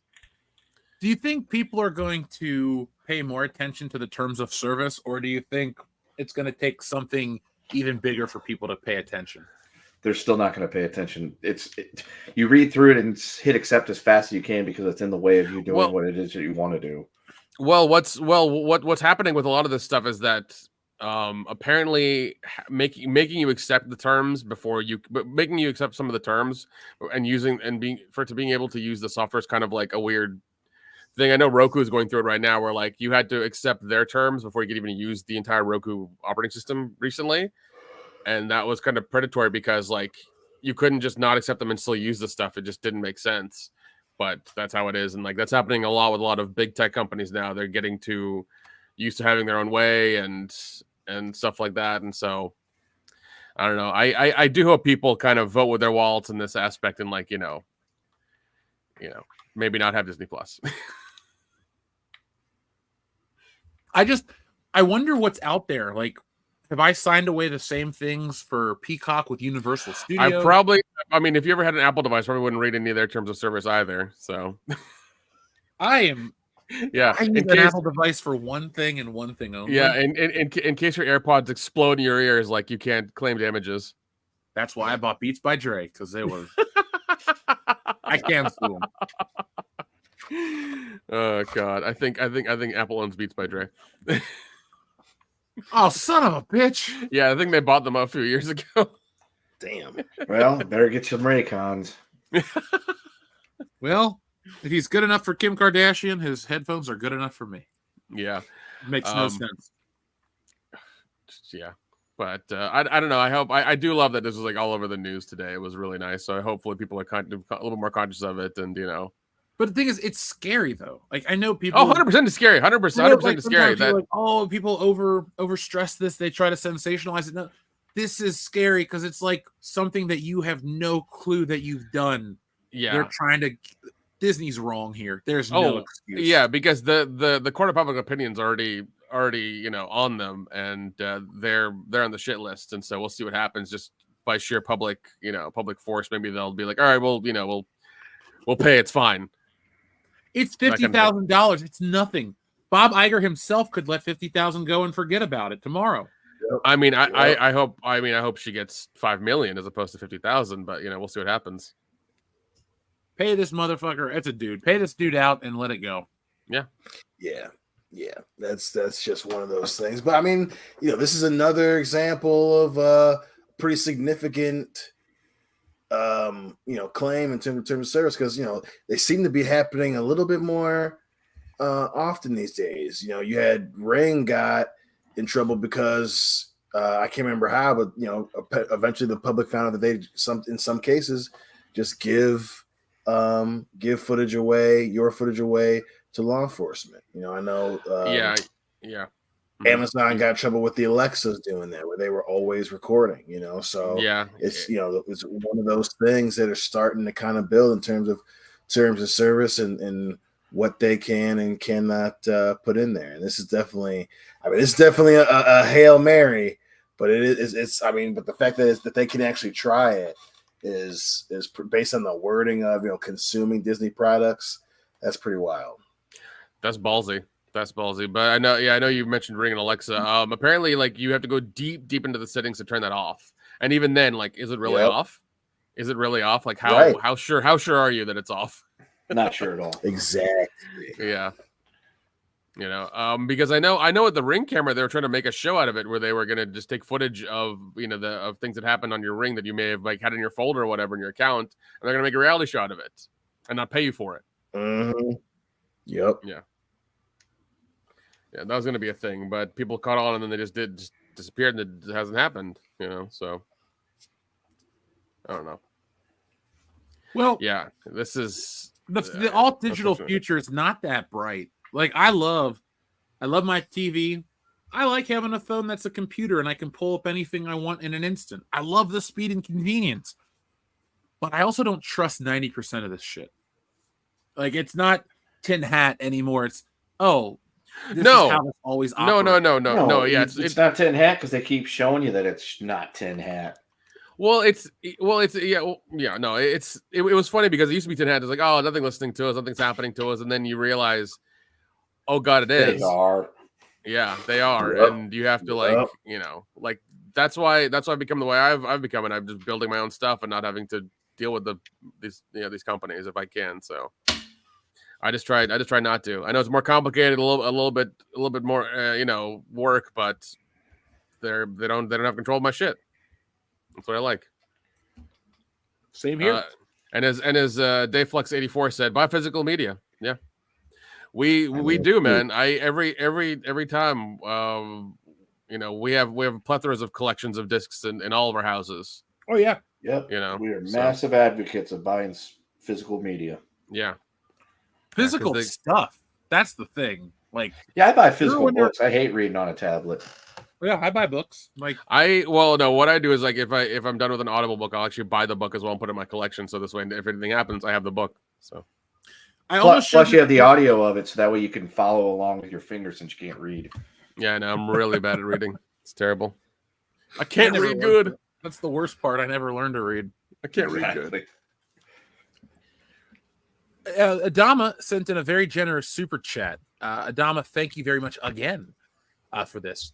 It started. All right, Jeff. I started watching Batman: The Caped Crusader. Then I got to the female Penguin. I actually said out loud, "I'm out," and turned it off. I can't believe that this show was given a green light. Does it get better? Yeah. Okay. So I too do not like Oswald Cobblepot. I didn't think that the gender swap was good or pointed or made sense. The show does get better, but it's really. I couldn't, if that bothered you, I can't recommend you go back and watch it, Adama, because if you want a more traditional Batman story, the first couple episodes aren't about Batman. Episode 1 and 2 are about Barbara Gordon and Renee Montoya, respectively. Episode 3 is about Batman, Bruce Wayne / Catwoman. Then you're going to get to episodes 4 and 5, and Batman is kind of like an afterthought. Then you get to episode 6 and on, and Batman is back at the forefront of the show. And what's hard to overlook is some of the storytelling shortcomings or some of the changes or the swaps that people don't like. But from an artistic standpoint, this show's beautiful.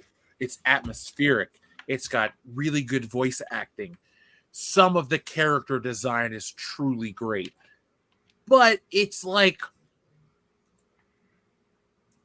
Turbo Man and Booster. You know, you're stuck with Booster and you don't want Booster. And so Batman Caped Crusader is Turbo Man and Booster because you're stuck with the modern day crap that you get stuck with in this 40s aesthetic. And I understand that Script Doctor and other people will say, well, it's a show that looks like the 1940s, but it's 2024. That's not really what they're trying to do. But, you know, since there's enough documented evidence that people say it, I can see where they're coming from. Personally, I think they were trying to shoot for the 1940s, and they go back even more than you would, because the animated series is such an ambiguous time, because there's supercomputers, but there's dirigibles, there's the Art Deco design, but then there's, you know, a VCR and shit like that. This show takes away all the technology, and you're just in the 40s. Batman has a radio. Batman has a map. Like, that's it. It's very low tech Batman, and that's cool, and I like it. And so that's the real tragedy of the show. To talk about it, you do have to talk about all of it. And if 40%, let's say 50% of the show doesn't really focus on Batman and falls into some of the same modern day pitfalls that other entertainment that we dislike does, well, then I believe that affects the score. So Adama, if you'd like a longer version, a beat by beat version of what I dislike, please check out the review. I'm very happy with it, but I'm happy to answer anything beyond that, Adama. I'd like to thank you for your generosity tonight. We really appreciate you, man. Mm-hmm. But that's it. The show has a really great episode in episode 6. It's about the Gentleman Ghost. Batman fights an actual ghost. They go there where it's real supernatural. It's not some Wizard of Oz, don't pay attention to the man behind the curtain garbage. It's an actual ghost. It was cool. Batman fights some Village of the Damned style shit. That was pretty cool too. And then there's a pretty satisfying finale. So it is just difficult to rail on that show completely because it does have some cool moments. Mileage may vary, though, if the changes in the quote-unquote wokeness would change your opinion. But it is in there. It is definitely a part of the show. Nice. Question for the audience. Do you prefer Art Deco or Art Garfunkel? Answer in the chat. Next time I see you, I'm going to slap whatever cheeseburger is out of your mouth. All right. That was actually a great one, dude. I'm just fucking with you. Brett Cohen, thank you very much for your super chat. Get to know your local cinema owner managers. They will buy you another ticket and find you a seat. Stop supporting donkey kids. Move on. What does that mean? Donkey kids. Oh, don't like Pinocchio? Kids? Come on. No, I think he's trying to boy. supposed to be a comma before kid. He's calling us like, don't fall for the donkey. Oh, I'm sorry, Brett. I just didn't get that message. I'm not trying to sound silly. You know, I advocate you do get to know your local theater managers and people. I befriend all the people with concession stands because they hook you up. They hook you up. I just like to talk to people because it's like I try to gauge some public opinion. I try to gauge what they may have seen working in a theater. You know, just trying to see what people are talking about. But they're all fairly nice people. But yeah, be friends with the managers too. You never know when you'll make friends. TLJ Screwjob, thank you very much. What really chaps my ass, to quote Dumb and Dumber, you didn't have to put that on there. I knew what you're talking about. It was the free trial in 5 years ago. No money, still holding the guy over a barrel. Wait. That just pisses me off. That just really pisses me off when they do that. There you go. I'll keep the Dumb and Dumber thing going. Did I miss something with the free trial in 5 years ago? I'm sorry, I missed. I was talking about the Disney thing. Oh, okay. Thing. Sorry. Thank you. Okay. Yeah, that is ridiculous. A free trial negates a wrongful death lawsuit. Come on. When they were clearly negligent. Right. Like those people, I don't have allergies, and I find vegans annoying and all that crap, just like everybody else. But when somebody says, "Hey, you can't eat this thing, I will die," that's important. Mhm. Yes, it's annoying. Yes, you're like, "Oh man, am I going to invite Margot to the barbecue because she's allergic to coleslaw and that throws off?" Like, I get it, but it's like you're a business and you can't have people dying on your land. It's just bad business. Can't have Dude. people dying on your land. Baby OJ at his daycare, there's literally a sign outside his door in every other classroom that says, "This is an eggs, nuts, shellfish, all the different things that the kids could bring to eat that they could get all their hands in and touch another kid and send them into anaphylactic shock over, free zone." That is why are like it wasn't like that when we were growing up. Do people just have more allergies now?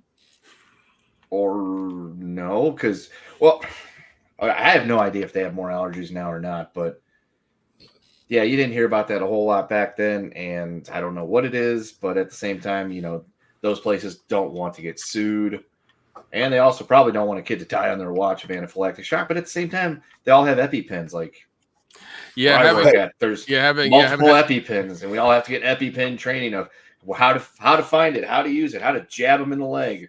Listen. Just watch that scene of Nick Cage do it in The Rock, where he has to like jab it into his heart. Just watch that; you'll be fine. No, that's not how you use an EpiPen at all. That is not life advice from Nick. Please Clear, no. Folks. If you need an Green EpiPen, smoke, I got green smoke. You need to give somebody an EpiPen. Do not jab it into their heart like an adrenaline shot. Listen. If it's a little kid that needle will make it into the heart, and then they'll be fine. Okay, it's all right. Meaty part of the thigh. This isn't Pulp Fiction, Nick, and it isn't Amistad either. I bring an OG and bitch to your house. Yeah, do it more like how they give morphine in all those war movies. Just a quick, and you hold it there. There you go. Yeah. I'm not a doctor. That's not medical advice. No, he might look like a doctor you've been to, but he's not a doctor. If I can play a doctor for like 5 minutes in something, my mom will be very happy. She's like, you finally made it, but only briefly. Kind of. Kind of. Xavier to God, thank you very much. One thing I like that is before watching Deadpool and Wolverine with my family, the Captain Falcon trailer played, and my mom asked me, "Isn't Captain America white?" I said, "Yeah." I feel sorry for Anthony Mackie, man. I really do. He is not going to win this one. He's not, but I mean, like he's talented. I like a lot of stuff he's in, but it's just like this ain't you, bro. Yeah, you're the Falcon. They set you up for failure. They put you in a position to fill some mighty huge shoes. Yeah, and it I ain't don't gonna think happen. anybody could fill the shoes of Chris Evans playing Captain America. And I'm not saying that he's like the world's greatest actor. People He love did him a in really the good role. job with Captain America. It's like if they brought back Iron Man, it's like no one's gonna outdo RDJ. It's just not happening. Yeah, don't try. I mean, we've had 10 years with those characters, so it's not just going to be like, oh, switch it up, it's going to be fine. It's like, no, it's not how it is. Yeah, You've ingrained. we won't like it. Ironheart. Well, that's on the docket. Oh God, Ironheart's going to flop hard. Hey, it got reset after the great Marvel purge. So with the Marvel, really trying hard. They were listen, man. It's just funny you say that because they were going to try to have somebody else be Iron Man. It was going to be Ironheart, the best-selling series of Neveryear.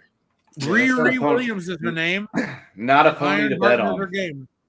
Oh my God. You can't. I mean, you can't give those comics away. I'm sorry. Well, not for a movie, apparently. No, I'm still disappointed they canceled the New Warriors. I had that on pre-order. The New Warriors. I wanted to see how bad it was. The guy at the comic shop didn't believe me when I told him. I was like, it came out. It wasn't very good. No, it didn't come out. No, it never came out. Which one am I thinking of where the kid from Stranger Things was in it? Are you thinking of New Mutants? You're thinking New Mutants. No. We're talking about the comic, just the comic book New Warriors. That like the Internet girl had Gap. like internet Yeah, gas. the internet Internet gas gas. and the fat backpacker chick. Yeah, They can mutant pull Dora. out. Yeah. Yeah. They can pull out any snack from it or whatever. Like I don't know. It was fucking weird. Was that Because- Marvel trying to troll us? No, because we were gonna buy it and then do like a live reading of it or something. Yeah. It was terrible. Like I said, I They went had to the my comic money. shop and the guy didn't. I was like, "Yeah, can you put me down in the pool for New Warriors?" And he just kind of looked at me. He's like, "New Warriors?" I'm like, "Yeah, New Warriors." He goes, "Are you really want to get that?" I'm like, "No, but I'm going to." I got a question. Do you think Marvel would try to sue somebody if they just tried to take that idea and make it themselves? Oh yeah. I mean, they could try, but I doubt they have Do the. you They have think the Marvel money. cares enough to put money into that lawsuit? No. I would like to think no, because they didn't care enough to put money into printing the comic book. That's what I'm Yeah, saying. Somebody should they just go didn't- ahead and make that comic. Yeah, they haven't cared about their movies in a long time either, so I doubt they would care Right. about that lawsuit. Because the best thing they can do is not give it attention by suing somebody who does that. So, you know, Yeah. They kind of wanted like to go away. kind of like the article with the person who died. The fact that it's all over the news is really bad for them. It does not look good. No. Nope. I hope there are more than a few Disney Plus cancellations. You know who else is all over the news, Dion? What's that? Our girl Ray Gun. What? Adam Alford says New Warriors was leaked. Yellow Flash did a video about it being leaked. I gotta check it out. I want to read Oh no, we need to have this now. We need to acquire this. it. Nick, I look want into the New leak for us, Warriors. please. I will try to find a PDF of it or something. Maybe I need to go one of those sites where you can read comics and see if they have it. It's just gonna be great. It's fine. I mean, like, if I find a legitimate copy, I think we should do like a Patreon reading of it. Yeah, we gotta do a lot more Patreon stuff. Yeah, There's I think people- I think that'll be hilarious. We'll do stupid voices and be the characters for a bit. It'll be funny. I call. I don't care. You're going to be that one character. Yeah, you're gonna be the one character, the tall one. Yeah, Perfect for you. yeah. I'll be the guy who was in that thing that came out last year. There you go. Yeah. There you go. I know what you're talking about. That was really good. That was really good. Ooh, Navy SEALs. Hmm. I still have not seen Navy SEAls. Neither have I. It's an 80s movie, man. Or early It's got 90s. Charlie Sheen in it. Michael Biehn. Oh, Michael Biehn. Yeah, he did. Maybe he- that's he what we did should a- do. Later this year, for Veterans Day, let's watch Navy SEAls. Or Delta Force. Well, see, Delta Force is actually really fun. I'm not sure about Navy SEAls. I've never seen it That's okay. All right, fair enough. Fair enough. because, it's got Chuck Morris in it. I'm down for all of these. Oh man. Oh, Dion. Oh man, I forgot to save it. Shit. I had this terrible like hurricane movie that I had thought I screenshotted to watch. Mhm. It had like, well, I gotta go into my Google search history now. Never mind. I'll look it up later. Fuck it. Can you kind of describe it? The problem is, it's like. Was No, it I called cannot. The Hurricane with Denzel Washington? Because it's not actually about a hurricane. I tell you the story of the hurricane. The authorities came to blame. Don't worry about it. I'm not gonna hold up a show looking this Okay, up. all right, fair enough. I did want to ask your guys' opinion on something though. Dion, you and Kendo are more sports guys, but this is entertainment related that I think everyone will get a chuckle out of. So Tom Brady's wife was told by the court that her millionaire husband doesn't own anything after she filed for divorce and demanded half of his property. All of his properties are registered under his mother's name. That meme That's popped up. hilarious. What do you guys think about old Tom Brady's sly tactics? I respect him more than I used to, which was not very much. But you know what? That's a good play. That's some fucking gangster shit. Like, That's some 4D chess. Stuff. Yeah. Didn't a European soccer player do that shit too? Like he got married to a Probably. woman for like 5 years, and then she's like, I'm gonna take him for all he's worth, and then she realized he's worth like 350. Probably. I mean, That's what a lot of them do. yeah. Well, because they get targeted like this, man, all the time. So, Which is weird because the prevailing joke for the longest time was Tom Brady is so successful. He's one of the greatest quarterbacks that ever lived, yet his wife makes more money than he does. Because like Giselle's like top A tier model for so long that she was like raking in the dough that, you know, Tommy had to work extra hard for extra longer to get even close to what she was making. But, you know, just shows you that's how it goes sometimes. yeah. But then they had that roast, and then she got real pissed at him. It's probably why she went after half of his shit. She's like, I'll teach him. And then he's like, ah, bitch, good luck. I saw it coming a mile away. I got nothing. Yeah. She was never going to sign a prenup, so this was the next best thing. Just Hey, that's what happens. Sometimes you sacrifice a little bit extra for that last Super Bowl. Maybe that's what I should do. I mean, I don't own anything, but just in case I ever do own something other than, you know, a Jeep Compass with a bad transmission. That just went down when you said it like that. oh man, yeah, maybe, yeah, probably should. Just put it all in my kid's name. Hustle moves. His parents knew some folks, knew some things. Listen, you make it rich, put it in your mama name. Yeah. Put it in somebody else's name. She can't take it from you because you don't own it. Yeah. Hey, we heard it from the big ballers, Manny Fresh and Birdman. Yep. You know, that's gotta be a hood rip. Yeah, I got a house that's in my mama's name. Oh God, I remember that song, man. That He might Still be fly with- that Tom was my favorite song in the Brady, eighth but grade. he got some tricks. Thank you Well, there very you much, go, folks. If you ever don't want to lose half your shit, put it in your parents' name. Yep. And then make yourself the executor of a living trust or whatever that is, and that you can avoid the whatever inheritance tax or some shit like that. Is it capital gains tax? Or That's is what it is. No, no, it's inheritance. Capital gains is stocks and shit. Oh, okay. Okay. All right. Well, there you go. We are not a financial advisor. No, we are not. Like, we give some real advice. But you still shouldn't take it. You still shouldn't take it. More real advice than you realize. Just You don't. should just trust our taste in movies and shows. Just do that. That's fine. I mean, we'll give you the advice now of, you know, put anything you own in your mom's name to keep, you know, somebody else from getting half. Right. She'll get half. She didn't even get a point in the Olympics. So why should she be entitled to half? That's the part that blows my mind. The zero. But then you watch the routine. Did you watch it? I did. I mean, it makes sense. Well, that's why Smokey had to mark it 0. Market 8, dude. Her toe was over the line. What's over the I don't line? think that's what was over the line, dude. Her having a Damn. seizure. Her having a seizure on that stage was over the line. My favorite maneuver of hers was where she laid down and did some weird like crunches. Yep. On the side. Yeah. She was trying to get her workout in. Yeah, It's like one of my that favorite one. That one right memes. there. There it is. That very part was in so many memes where it's like when your Tyler tells you watch this. Yes. I was like, yeah, that's so accurate.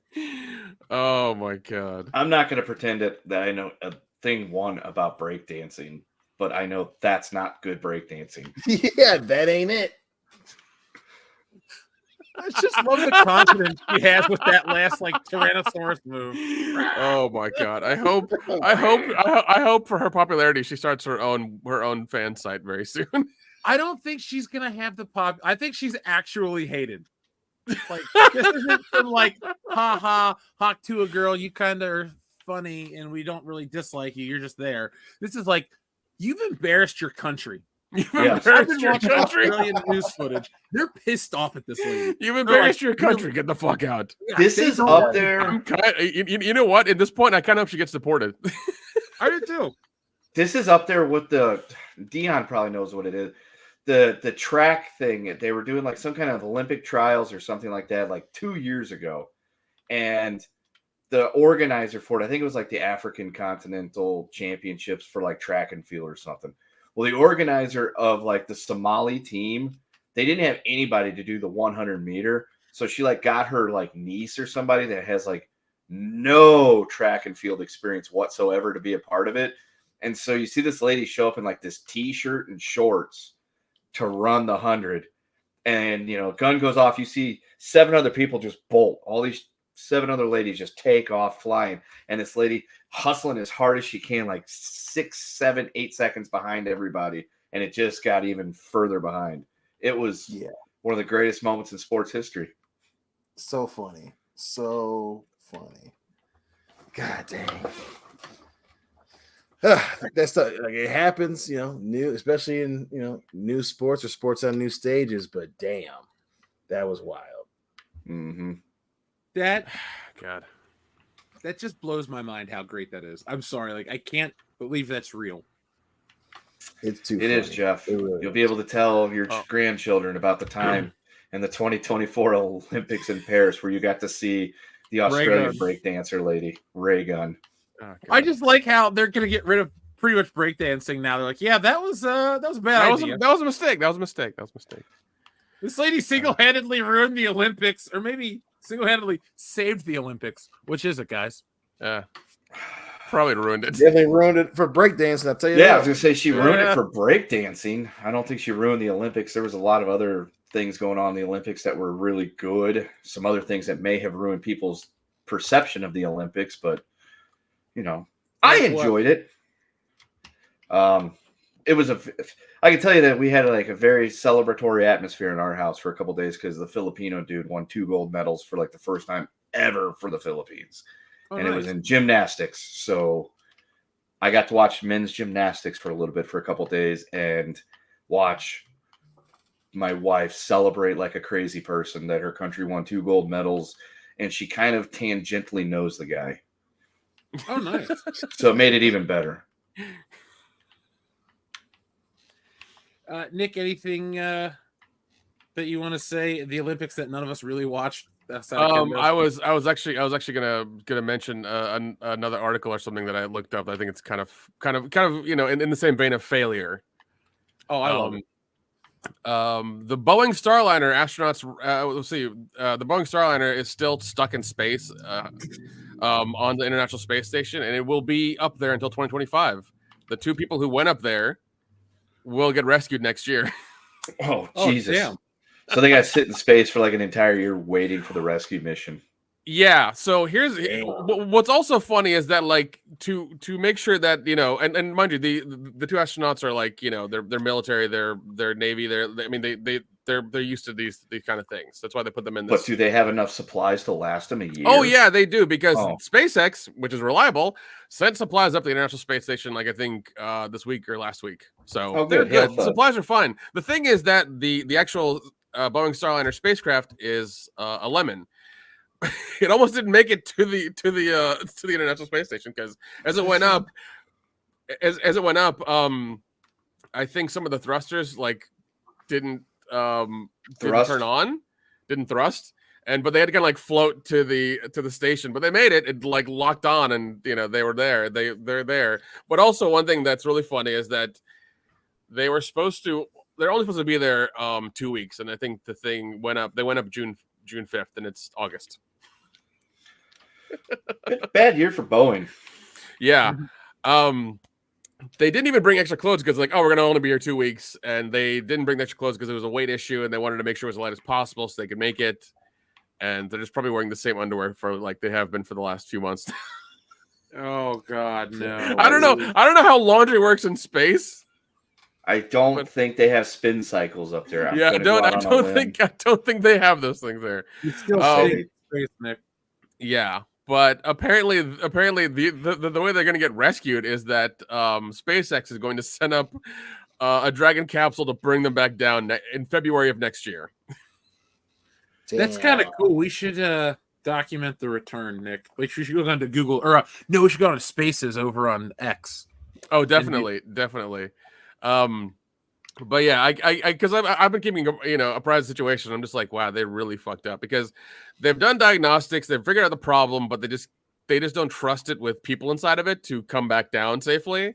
So they're actually going to, whenever at some point, I think they're going to push it off and let it land, automatically without anybody inside of it. This way, they don't have any debts or their stock price doesn't go any further into the shitter. But yeah, it's just sitting there docked like an asshole on the International Space Station. It's a big hunk of junk. How, as a civilization, we have figured out how to send people to the moon. We have figured out how to send people to the moon, their spaceship break, and come up with some kind of gadget to get them back home safely so they did run out of air. And this was 50-something years ago. But now, if the spaceship breaks down and people are stranded, your rescue will come in about a year. We don't have anything to where we can just like scramble and say, "Well, I mean, here we go. Let's go. We got to get them out of here." Well, they're not in danger because they're like I said, the reliable. I'm sure they're not happy. No, of course they're not happy, but at least like they have food and water and entertainment, and they're living in space. It's not the best. It's not the most ideal situation, but at least they're alive. You can only watch the same streaming shit over and over so many times, Nick.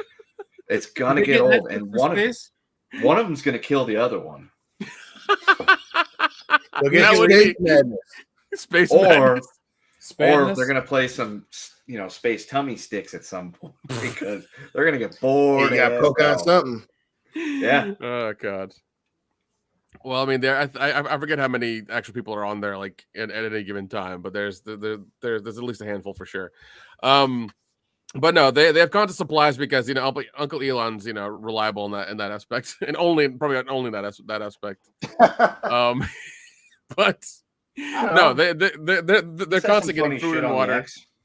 Yeah, they're constantly getting food and water, so they're good there. It's just trying to get back down is the problem because of schedule stuff. They can't just like crawl into the capsule that brought them their food because it's not rated for people, so it wouldn't work. They have to wait for an actual manned one in fucking February because that's the schedule. That's the way you play. Why does it have to be a man, Nick? Why can't it be woman? It's 2024. There's a reason. There's a reason that in Arabia, I think in 2019 they had perfect drivers until then because they let women drive. In Arabia, he says. In Arabia, thorny. Is that the type of stuff they do in Arabia? They're thorny. How the fuck should I know? But yeah, there's that massive failure. There's also another massive failure I have as well too. If you want to keep going down this rabbit hole, why not? Let's keep tripping down it. 2.9 billion with a B records include social security number stolen in data hack. Mm-hmm.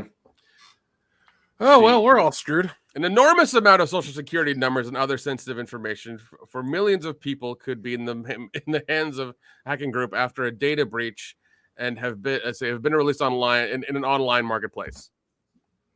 The hacking group USDOD, that's weird, claimed it had allegedly stolen personal records of 2.9 billion people from national public data, according to a class action lawsuit filed by U.S. district courts in Fort Lauderdale, Florida.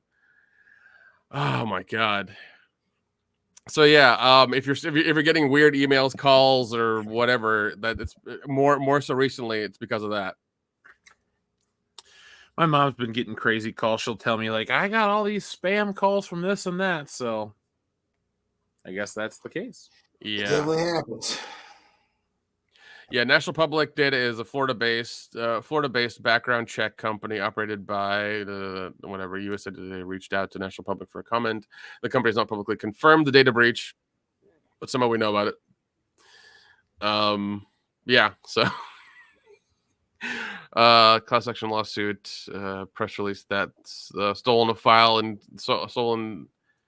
includes 277 gigabytes of data. includes names, addresses, histories, relatives, and social security numbers dating back to at least 3 decades. Jeez. So 30 years of data. Think they're going to These do something hackers with the dead people's social security number? I don't know, man. When you consider dead people and it being 2024 and things like that, it gets very tinfoil hat. No one's ever really gone. Yeah. So I don't know. It's yeah. When are we going to use AI to bring back the dead? I don't doubt that because that's a thing that can happen. I'm sure there's going to be somebody who's making a service about bringing grandma back from just plugging all of her emails, tweets, and phone calls, and they'll get her back. Oh no, you're going to get like a really stupid version of your grandma because she doesn't know how to use computers. Yeah, so it'll be that. She still types with 2 fingers. Oh my god. Yeah, but that's what's going on in the world. Do things seem slightly better to you? Because they do to me. It's like we're just dealing with a lot of stupid stuff. It's like we stopped living through history for all the wrong reasons. For this year's fine. It's just an election year, so things are going crazy every couple of days because of something that's happening or something. Find out something or whatever. I don't care about it. But it's fine. It's fine. It's okay. Sure. I feel like I feel like just the just because we have access to everything and we're seeing everything at like lightning speed is the problem. That's really what it is. A lot of small things get blown out of proportion for no reason. Like the end of the world as we know it. Yeah. I feel fine. I'm glad you do, Kendo. I also know the frequency. Yeah, but you always bitched about how you hated that joke. I haven't heard it in a while, so it kind of faded in the anger. Yeah. Noted. Well, let's check in with our audience because they got some messages they would like to say to us. Xavier to God has a fun one starting out. My top 5 WrestleManias. Mine are 1, 28, 2, 17, 3, 31, 4, 30, and 5, 21. You have some solid WrestleManias here, my friend. I was at 3 of them. So, my top 5 are 17,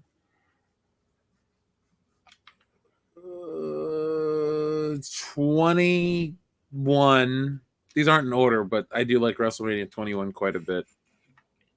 Oh,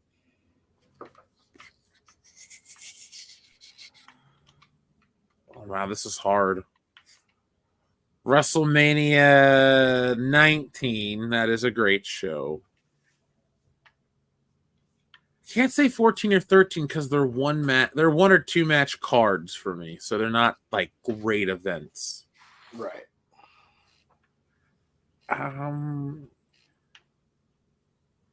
God, sorry. I'll throw. I like WrestleMania 22.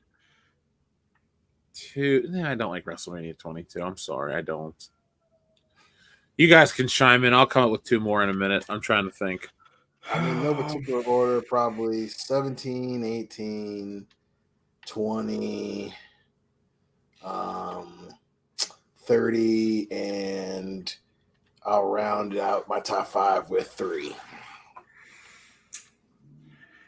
No particular order. I'll take 10, 17, 19, 30, and I'll just say 34 because that's the only one I've been to. And the WrestleMania part sucked, but the weekend was awesome. You damn right it was. Mm-hmm. Okay, I figured it out. It's 17, 19, 21, 30, and 39er. 39 was great. But WrestleMania 40 was awesome too. Yeah. Fuck, I'm just going to be a fanboy and say 40 is number 5 right now. I'll change it. Brett Cohen, thank you, says, y'all racist. White girls can dance if their hubbies pass them through the trial. Something to be said for nepotism there. Facepalm. That's true.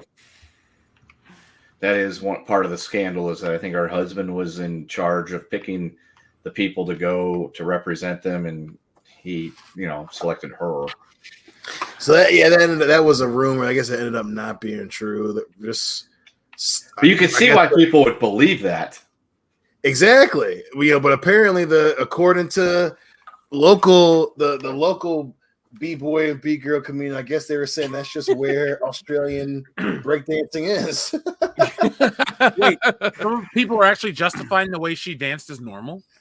Yeah, they were just saying, because they're like, oh well, it kind of just got to Australia, and she won that event, and which ended up not being her husband and coach or whatever. But yeah, they're just saying that that's just where Australian beatbox or breaking is. So wait, hold on. Okay, so Australia just got breakdancing like last year. This is what happened, and this is what we got. To be fair, Australians are by and large a bit, of the odd duck, so that could be true. I'll message my buddy Chris Wicks, our friend of the show, Chris Wicks. Like, hey, is this what Australia's really like?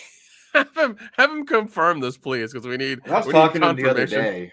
Get him to record a reaction to her. We want a real Australian's reaction to Ray Gun. Please. I can only imagine. It'd probably be just as bitterly disappointed and unhappy as it is on the regular Saturday and Sunday during the Premier League season when we're complaining to each other about Manchester United. The greatest freaking football team in all the land. Woohoo! Not anymore. My baby takes the morning train. Oh, man. We have a fun one from our friend Brett Cohen as well. This is from Brett Cohen as well. He says, don't commit crime. Government wants a monopoly. Yeah, don't commit crime. Xavier to God, this is the fun one. Who has the better, Macho Man or LA Knight?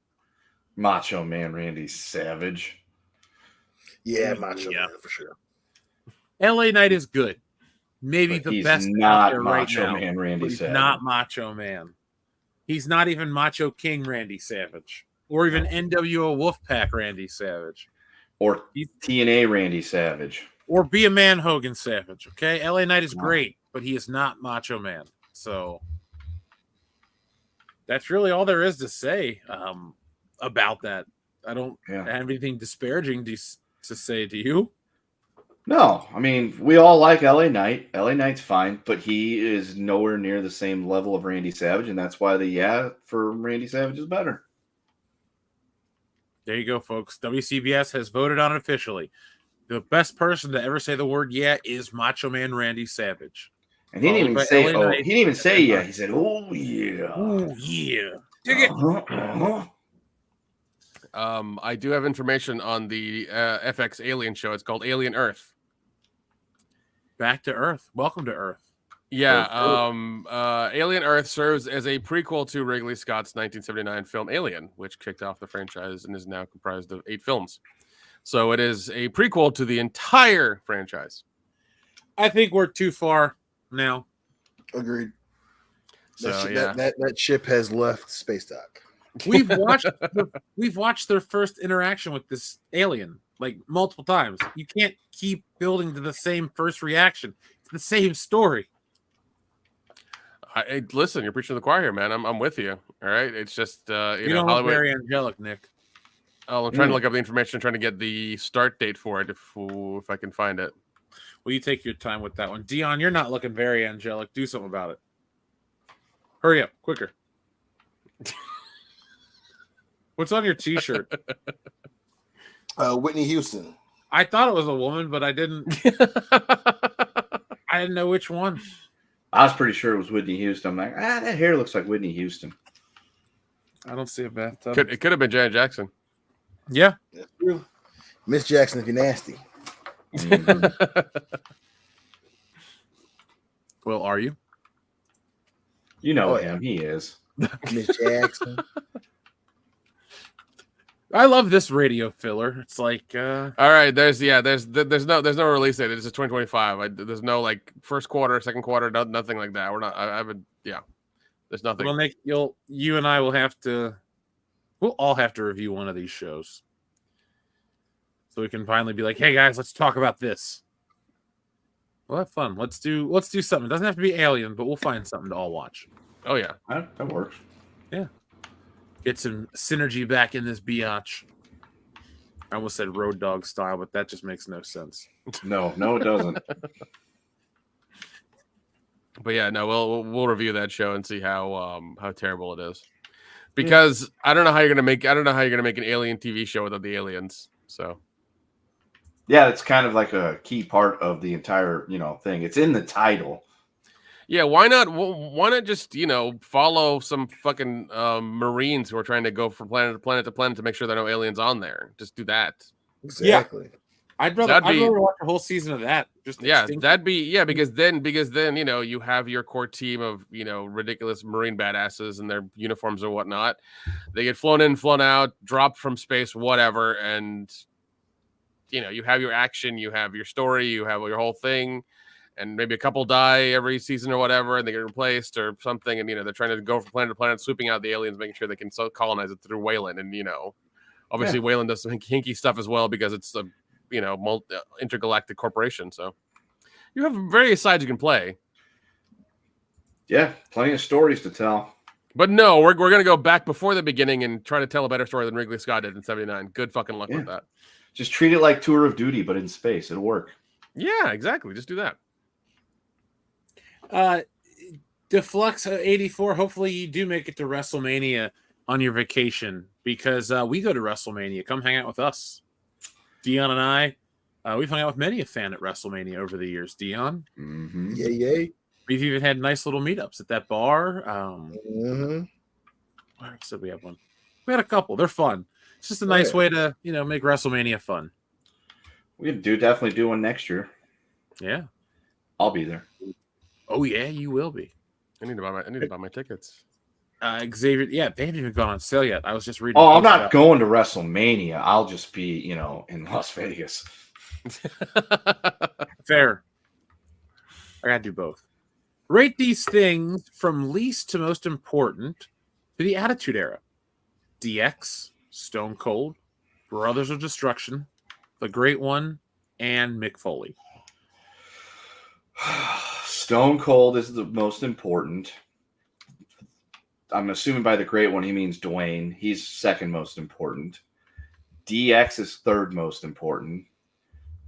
Brothers of Destruction are fourth most, and then poor Mick is only fifth most. I want to agree, but since you said the words, there you go. I'll agree with you, Kendo, because I can't say Stone Cold's better than The Rock, but since you said it, I'll just go with it. Because I'm being honest here. I didn't say Stone Cold was better than The Rock. I just said he was more important to the Attitude Era than The Rock by a smidge, because the Attitude Era starts because of Stone Cold and his rebellion against Vincent Kennedy McMahon. And it ends with his unification. Kowtowing. Yeah. To Vincent Kennedy. Vincent's the greatest bad guy of all time. I mean, it's hard to disagree, especially considering a lot of life imitating art and him being a alleged massive heel in real life. A real shit heel?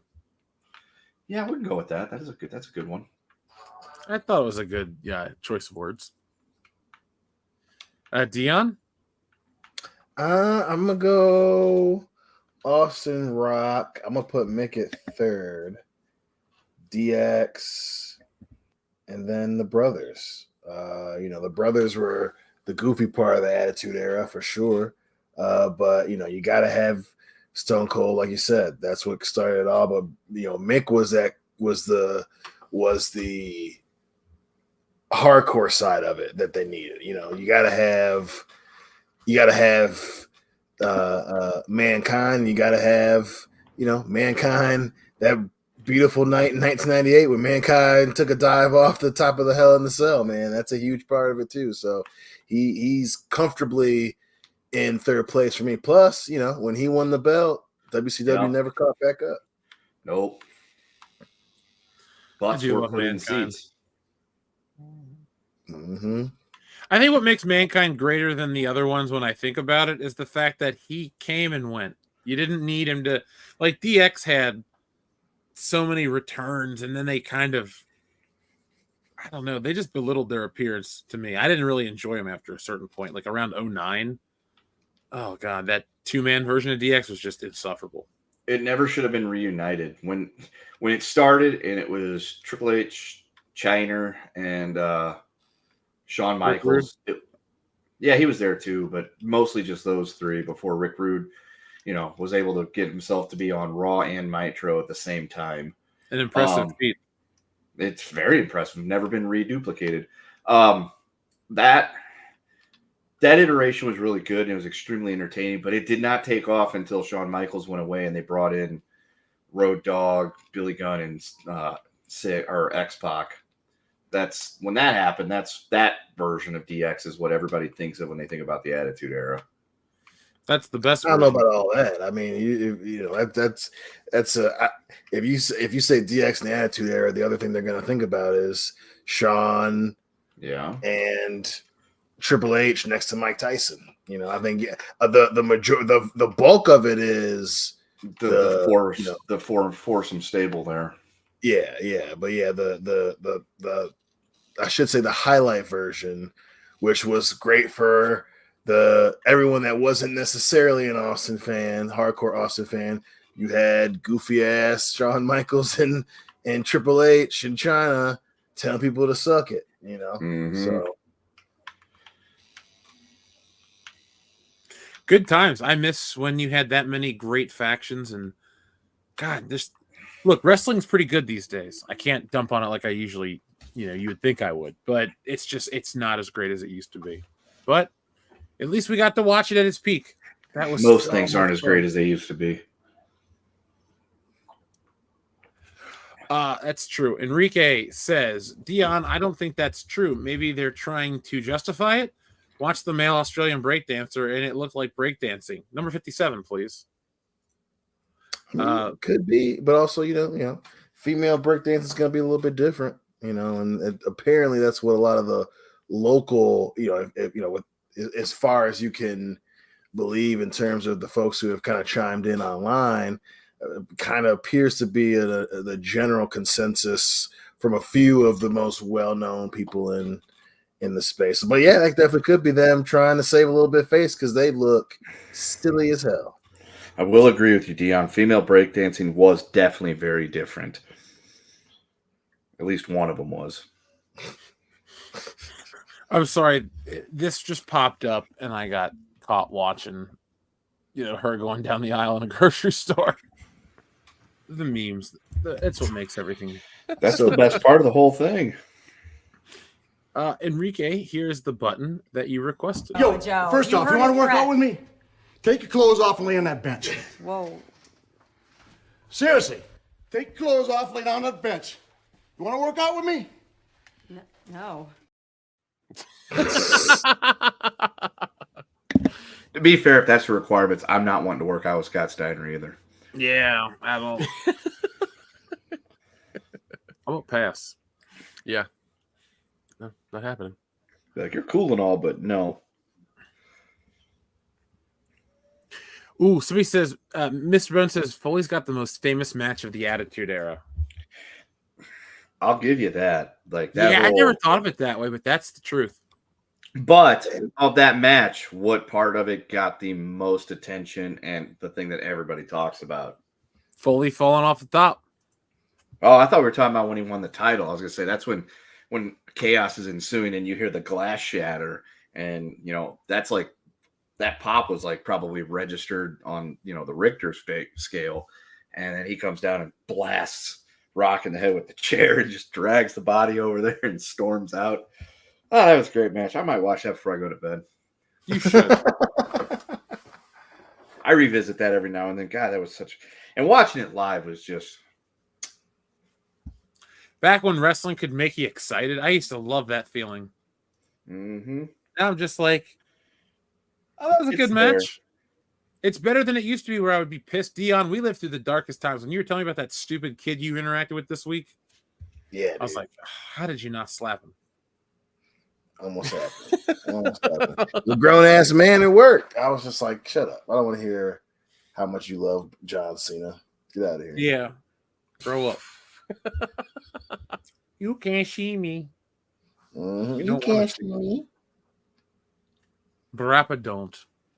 Enrique says, wait, are you guys not going to Japan? We announced that during the Acolyte, right at the end of it, how bad everything was and how we're just like, it's not worth talking about Star Wars. It does nothing for us. Yeah, it's not worth us getting the passports and spending the money and traveling there and giving them more money. So, yeah, rather do something we actually like. Yeah. Xavier to God says, why are The Rock, John Cena, and Batista successful actors, but Hulk Hogan, Stone Cold, Triple H, and others couldn't be or aren't? Ooh, that's an excellent question, boys. Who wants to attack it first? Can I give a theory? Can I get? Yeah, you know what, Nick? You can go. I'll give a theory because I feel like the Stone Cold, Triple H, and Hogan weren't committed. And maybe their money was more into WWE, so they didn't want to like go all in acting and then not make any money, and then they couldn't go back or something. So they didn't want to let go of that income stream. So they just sort of kind of like in the middle there, doing their thing, and they're like, all right, I'll do a couple of them and see how it goes. Oh, it didn't go too well. I'm going to go back to wrestling. So or start a podcast or make beer or whatever. So Stone Cold does all those things. Yep. Yeah, I know. That's my theory. Dion. Mm-hmm. Oh yeah. Well, yeah. Stone Cold's just Stone Cold could be Stone Cold. Triple H. I think the amount of time he would have had to commit to becoming an actor would have taken away from wrestling. And he knew his dad owns the dang company. Plus the movies that he were in were majority WWE affiliated. Because I think the only other one that wasn't WWE affiliated for Triple H was, I think, Blade Trinity. But, the rest of the other two were that WWE Goldwyn connection where he was in a couple movies. And, I don't think he was just that good. Whereas, Batista can act. John Cena can act pretty well. Even, Dwayne, not lately, but Dwayne "The Rock" Johnson, and at least in terms of big budget action movies, can act well enough, So yeah, if only Austin had a more prolific acting ability for the big screen as opposed to just the weekly television screen. But you know what? It's great because he made more money in wrestling than anybody.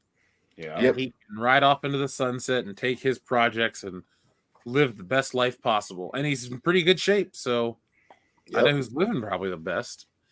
Kendo. Well, for starters, Hulk Hogan is a terrible actor. If you've ever watched him in anything, he is an awful actor. Dookie. So that's part of the reason why Hogan never made it, on top of the fact that most of the movies he did were like kiddie, type of movies and things like that, mainly because the appeal was the name Hulk Hogan being in the movie, definitely not his acting ability. So I think that's part of the reason why he never panned out. Dion pretty much hit the nail on the head with Triple H.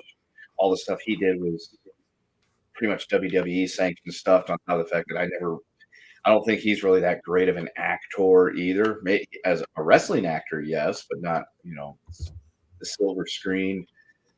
And who's the other one? I don't think so. Weird. I think that's his thing. I don't think becoming an actor was what he actually ever wanted to do anyway. So that's why it never took off for him. But then, you got the other three. Rock, struck while the iron was hot, got into some big budget action films, and that the way he was viewed became more of an action star as opposed to a wrestler.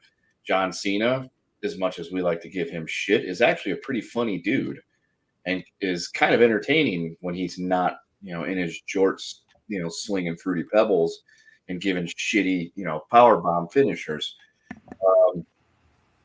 And then Batista's actually, he knows what he's doing. He's actually a good actor, except for when he was trying to get a match at WrestleMania 35. That was bad acting. Give me what I want. What do you want? Well, to try to expound upon what these guys said so I don't sound redundant, I also argue Batista looks different as well as The Rock, so that works. And but Batista's committed to acting, which is impressive because the guy does not suck. I know I guess we're trying to be funny about it, but realistically, he does not take me out of a movie. He was a great Bond henchman. Even though I wasn't a fan of The Knock at the Cabin, he still did a convincing job. I believed that character. I give him credit. I think the other thing just comes down to talent and desire, and Triple H was never meant to be anything but a pro wrestler. Look at him. Now that he runs wrestling, wrestling's good. So I'm glad it didn't work out as an actor because I didn't think he was a bad actor. Like in The Chaperone, I enjoyed him. Dion, remember when we watched that in college? We were like, that didn't suck. We were like, we couldn't comprehend that it didn't suck. We kept looking at each other like, that was okay. Like, yeah, man. He's not awful. That's not Blade Trinity. Not Blade Trinity. Yeah, listen, I love that movie too. Hey, fuckface, you see my dog?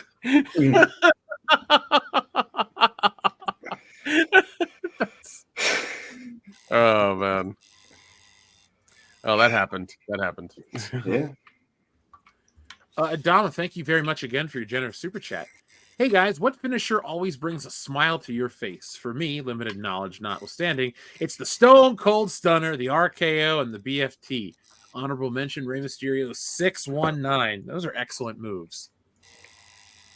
Dion, what's that move that gets you going every time? I mean, Stunner's probably always going to be number one. Absolutely, for sure. But, the one that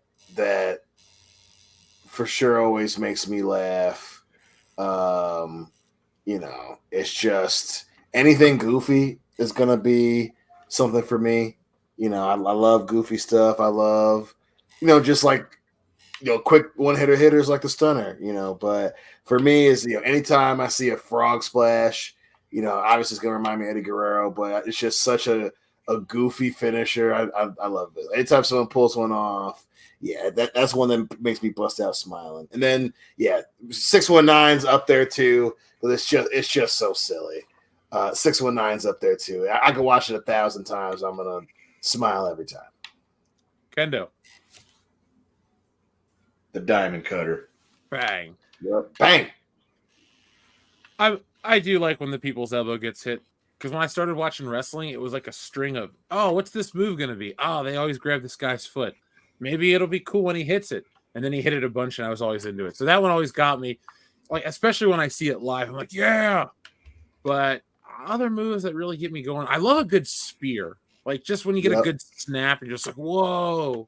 Because it really it puts me into the moment. So I enjoy a good spear as well. Yeah. Rhino had a great spear. The Gore, that's next level, dude. Yep. We saw Rhino at the TNA taping. He and his wife were just driving out of the parking garage. We just waved, and they stopped and waved back. Damn. Very friendly. Rhino seems like a friendly dude. Yeah. Usually those big hulking monster dudes are actually like typically the nicest people in the world. Like Otis? You think Otis is nice? Oh, I'm sure Otis is like a giant fucking teddy bear. Well, I know that Otis is surprisingly entertaining, especially these days. Mm-hmm. He is surprisingly entertaining. This Alpha Academy, Wyatt 6, American Made, not my favorite feud in wrestling, but it's up there. His whole Mandy Rose thing was immensely entertaining as well. Oh, dude, I bought into that one pretty heavy. Yeah, it was like Beauty and the Beast. If someone calls you Beast, I'll rip your lungs out. Or their lungs There you out. go. So, guys, I think we should go. We should keep this one under 3 hours. Cool. All right. Dion looks happy. He's like, cool. Yeah. He's had a hard day. He's like, I need to go to bed. He's like, I'm gonna get to bed before Friday. That's an awesome change of pace. I need to get up and make videos for the channel. So, folks, be on the lookout for more content. Oh, another super chat. Thank you very much for that. I'll never complain. DJ Screwjob. Would up-and-coming Andre, a.k.a. Jeff's dad, or Stone Cold make it in the WWE today or get lost among the hundreds or so of other wrestlers? Fat asses, please. While I queue up this button, what do you guys think about this? This is another good question. I mean, nowadays they'd still be huge. Andre was just, Andre especially was young otherworldly. Andre. Yeah, young Andre, that dude would have been a superstar. And even Stone Cold Steve Austin, you know, now they're kind of slowly getting back to the whole anti-hero thing again. So yeah, I think he'd be. And plus, just so much of his shit was good. I mean, John 316 is an overplayed clip, but it is still amazing. Just that you thump your Bible. Austin 316 says, "I just whooped your ass." That's just so good. And it was all brought to us by the curtain call. Yep. Yeah, thanks, Triple H. You Yeah, had to there hug you your go. candy-ass friends. They kept me down for 3 years. So there you go. Maybe Triple H was the most important part of the Attitude Era because it was his suspension from all of that, or not suspension, but getting fucked over for pulling that stuff. Family led to Stone Cold winning the King of the Ring that year. Yep. That might be a really good point to make. I think we should explore that further on the channel. Absolutely. Folks in the chat, would you like to hear another discussion about that? Let us know. We'll pre-record it and put it up here for you guys. Here's the button you requested. Rick and Scott Steiner, let me welcome you back. Oh, Team 3D, you guys are out of your mind. Coming to Atlanta, Georgia, the place that the Steiner brothers got their start in professional wrestling. You guys are out of your mind, making it a table match, because tonight we're going to beat you at your own game. And after it's all said and done, you're going to be taking splinters out of your fat asses all night long because you got some fat asses. The only chance you have no chance, but you had a chance, is if you can run lickety-split. Because you can't run because you got some fat asses. And after it's done, we're going to have a tailgate party for all my freaks out there in Atlanta, Georgia. You wanted some, you got some. This is the big time, boys. You come down that aisle, the Steiner brothers has got something for you. Ooh, it's a dog pound. Ooh. And now Braun Breaker, Rick Steiner's kid, was he the Intercontinental Champion now? Yep. TJ Screwjob, to answer your question for me personally, Stone Cold is so integral to where wrestling is, it's kind of hard to imagine where his place would be now because you'd have to get here without him. But I don't think the WWF would have made it as full. I don't think they would have made it today without Stone Cold. No. I do think the WCW would have beat them. Oh, yeah. Oh, easily. Because the whole appeal to Stone Cold was that he was fucking rebelling and fighting his boss, and everybody wants to fight their boss at one point. They tapped into the right time, man. That and the trash TV elements of Jerry Springer and the world in the late 90s. Oh, God, yeah. It was a sleazy time. Like, we learned a lot on TV really fast. Yep. Think about it. Like, we learned about what a BJ was from, like, presidential deposition. Yep. And telling all the different ways to tell somebody to suck it. Yeah. Common. I mean, it was a special time to be alive. Let's be honest. I don't think you can ever replicate that. But I don't really want lightning in a bottle. No, all y'all out there, if you didn't live through the 90s as at least a teenager, you just don't get it. I was never a teenager in the 90s, Kendo, but I get it. No, but you were watching wrestling, so you kind of got it. And you apparently know about the BJ in the Oral Office, so there you go. I was a smart kid. I knew how to read. And also about OJ racing down the street. You know that too. Yeah, well, it was all over TV because he was wrongfully accused and persecuted. Sure. Well, allegedly. Yeah, killer of his wife has finally been, I respect the courts of the United States and their decisions, and he was found not guilty by a jury of his peers. Peers for peers? Sure. Juice would do that shit, man. I don't know why people keep putting that on him. Well, Orenthal James, right? Yeah, R.I.P. How do you follow that up? That's not making what do you say? I mean, he was one of the best parts of Police Academy. I don't know why everybody wants to rag on him. Dion, why would one want to rag on Orenthal James Simpson? If they're a Jets fan. That's true. So he's not perfect, Kendo. Well, I mean, if you're a Jets fan, but who gives a shit about Jets fans? You're right. You don't know anything. You're a Jets fan. Yeah. No.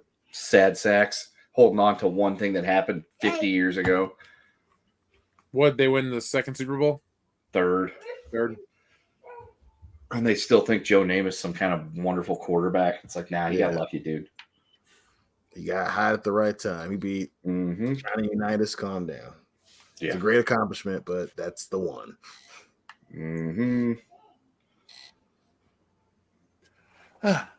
Well, TLJ Screwjob, thank you very much for that. TLJ Screwjob sent in some more. Thank you very much. Let's see. Dama, we read yours. Thank you, TLJ. Here we go. Xavier to God. We actually got 3 more. Thank you, guys. We appreciate this. What's your favorite Big Show face and heel turn?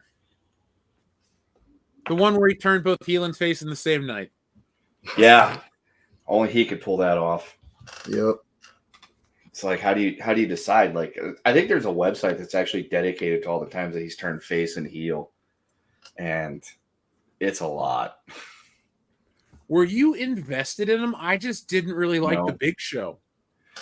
I wasn't when he helped Paul turn on Brock Lesnar. I liked him then because I like heel WWE champion, fat Big Show. I liked, but after that, pretty much, I was intrigued by him in WCW. I never really completely bought that he was Andre the Giant's son, but it was plausible. I am. That's true. And so WCW was good until they did what they inevitably did and what WWE did, which was you build up this big monster and then you just let Hogan just, wreck him. So, and ruin any credibility. And I think the final bit of his credibility as a wrestler went off the side of Cobo Hall, supposedly, in a monster. Which somehow he went off the top of Cobo Hall and into the Detroit River, which isn't possible because the Detroit River doesn't run along Cobo Hall. Eric Bischoff was not perfect. No. That's all I can say. He thinks he is most of the time, but he was not. No. But Uncle Eric, you were all right. TLJ Screwjob is up next. Thank you, Xavier to God. TLJ Screwjob says, in Braun interview, he said not Steiner is his choice. Well, there you go, Kendo. Heard directly from the man himself. Poor choice. I disagree with you, Mr. Breaker. Whatever he's doing, it's working for me. I'm a Braun Breaker fan. Yeah, it's working because he's really good. And he's had 2 people that were really good at it, teaching him how to be really good at it. So that helps. But he should be carrying around the name Steiner. TLJ Screwjob says, raciest most how is racist / most how is that on TV attitude era moment? Okay. The sable with the pasties over her boobs is the one that gets the most airtime. Yeah, I was even thinking that too. I was like, that's the one I could. Yeah, that's the one that would make sense. She was also wearing like a G-string, so there's that. But when when Austin pulled out the gun, like he was going to shoot Vince McMahon, and it was the little, clown bang gun thing. Mm-hmm. I could see how that would get you in trouble on the TV with the FCC or those idiots there. But that's a great moment, though. It is a great moment. It is a fantastic moment in wrestling history. Because didn't he like pee himself or something when that happened? Yeah. I remember that. I remember that. Hogan. Oh God, I keep doing that. Austin walks away laughing his ass off, and Vince is standing there with a big old wet spot on his pants. He was holding that in the whole time, man. Probably because he's like, I got to go out there and I gotta piss myself because I gotta make it look real. God damn it. He did. Yeah, he sold it, but I don't know. I'm thinking probably Sable with her, tatas hanging out with just the handprints over the nippies. That's probably it because she was essentially completely freaking naked with the exception of her G-string on. So I'll go with that one. Miss Rumble 2000 had accidental nudity. Armageddon 99 had the cat. So that might be my answer. Whether the cat pulled her tits out. Yeah, that happened. I mean, there were some violent moments, but I guess those were on pay-per-view, so that doesn't matter. No, yeah, like the hardcore shit, like Foley flying off the cell. That was pay-per-view, so it's not like it was on TV. Well, broadcast. There are more brutal matches than that match. I mean, not in terms of like what they go through, but there are some like injuries that are harder to watch a guy work through. There was 2 extremely brutal moments to that match. Other than that, it was, run-of-your-mill sort of okay Hell in the Cell. But again, Foley getting fired off of it and getting choke slammed through it takes the cake, and nobody talks about anything else to do with that match except for those 2 things. Well, he's earned it. Yeah. Because he is not well. Oh, yeah, Mr. Bones, choppy your pee-pee. Yeah, that was pretty risque. And Pillman pulling out a gun to supposedly shoot Steve Austin. Though, Jesus Christ, there was a lot of fucked up things going on in the Attitude Era. It's like one of those things that in the moment you're like, oh my God, this is so incredible and awesome. But looking back on it 25 years later, you're just like, Jesus. See, all my favorite Attitude Era stuff is from like 2000 when you weren't watching, where it wasn't this like crazy crash TV. It was just like really good wrestling story. I was still watching in 2000. I just wasn't watching as frequently. I got out of it shortly after WrestleMania 17. Oh. Right before the Ruthless Aggression era kicked into gear. I stopped watching for a small time in 2003, but I've pretty much been into it nonstop since 99. Hi, buddy. He's been into wrestling since 99. He knows all the finishers. Yeah, I'd be like, so tell me what your favorite match from 1999 is. He's just going to look at me like, what the hell are you talking about? His favorite is the Kennel from Hell. Big Boss Man Al Snow. That was awful. That was so awful. You know what else match is kind of notable for being kind of shit, but it never gets mentioned, is the SummerSlam 99 hardcore match between Al Snow and Big Boss Man with Road Dogg as the referee. Yeah. Not as bad as when Undertaker hung Big Boss Man from the roof of the cell. That takes the cake. Yes, Carlos, it was that. TLJ Screwjob, thank you very much.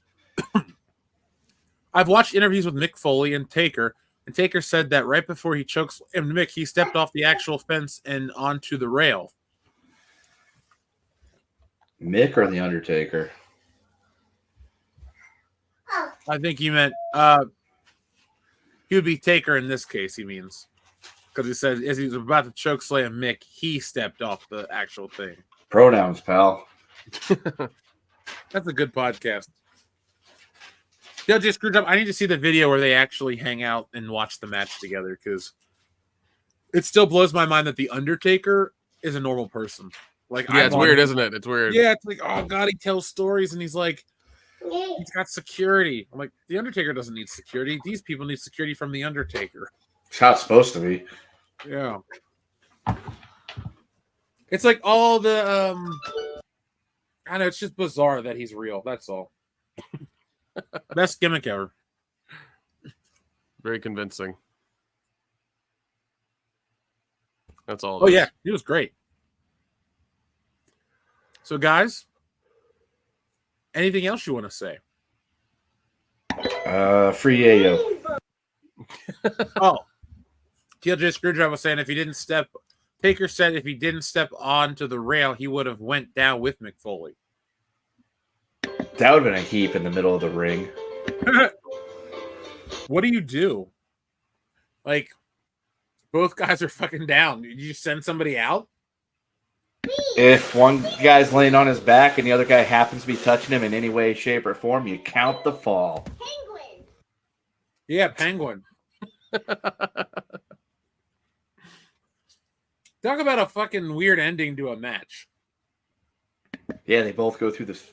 They both unexpectedly go through the roof of the cell and collapse into a massive heap, and one of them just so happens to be laying on the other one, who just so happens to be laying on his back, pinned to the mat. That would.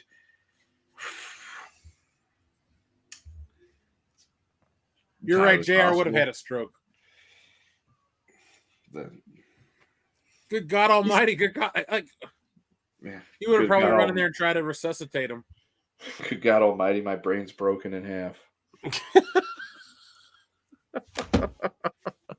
That's so mean. Yeah, no, and we all love JR. He's a great American.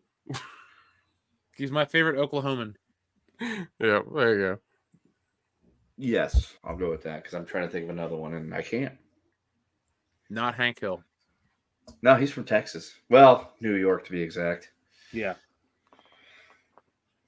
Oh, good old Hank Hall. God, I love that show. But you already know that, folks. So join us tomorrow. I will have an Alien review. So if you're joining late and you didn't hear that, well, you can join and listen. I just thought of that. I was like, oh, we need to do spoilers. I'm like, it's too late. Yeah, it's 3 hours in. Yeah, it's too late now. It's fine. Jeff will have spoilers in the video, I guess. I don't know. If you want spoilers, go look them up on Wikipedia, and then watch Jeff's video.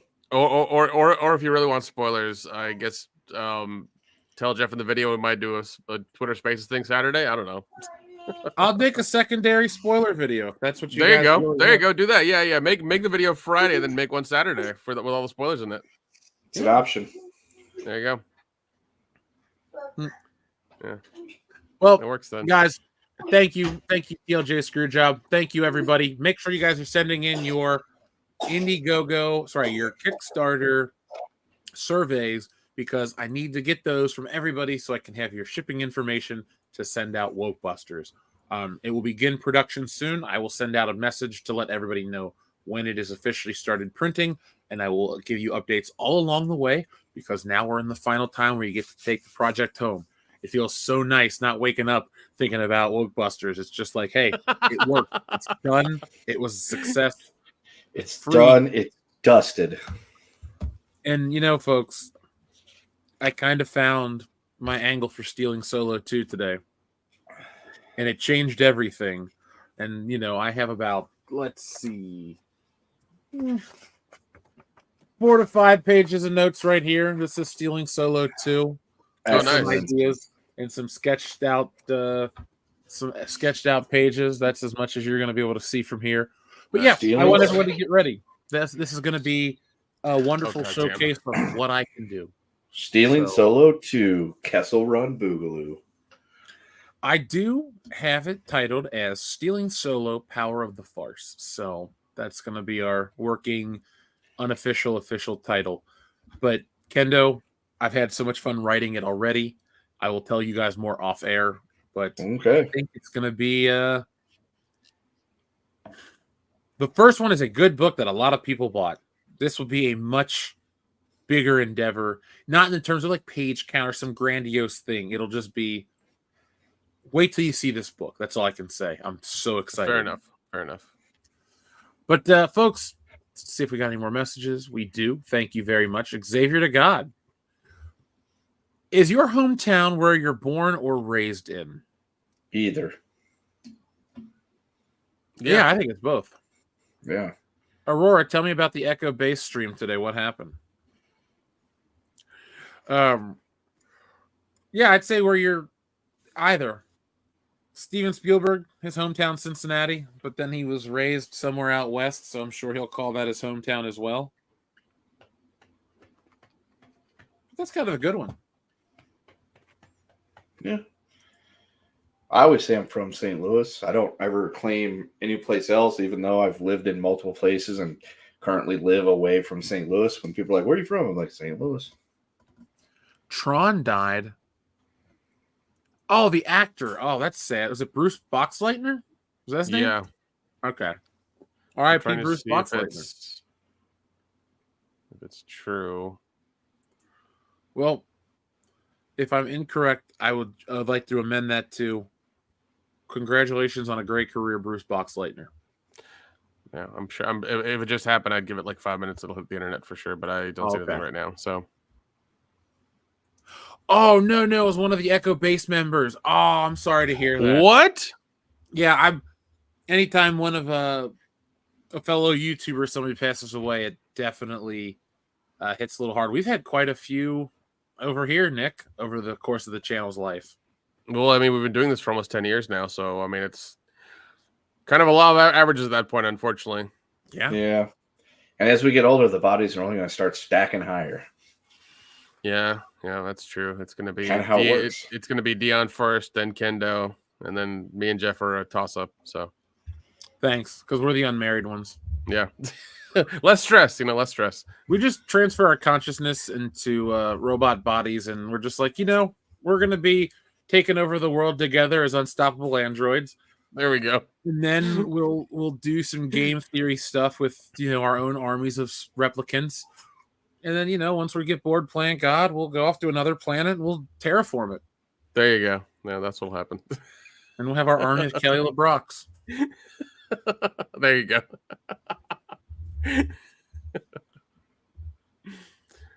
Sounds good. All right. So we were Skynet all along. All right, folks. Thank you for watching. Thank you for making WCBS a wonderful night. Even though the YouTube numbers are slow, you guys are supporting the channel in a great way to keep us going. So we want to thank you each and every time. You guys do this for us, and we're so grateful that we get to do it for you. So until next time, folks, be smart, be safe, be cool, but always be excellent to each other. .com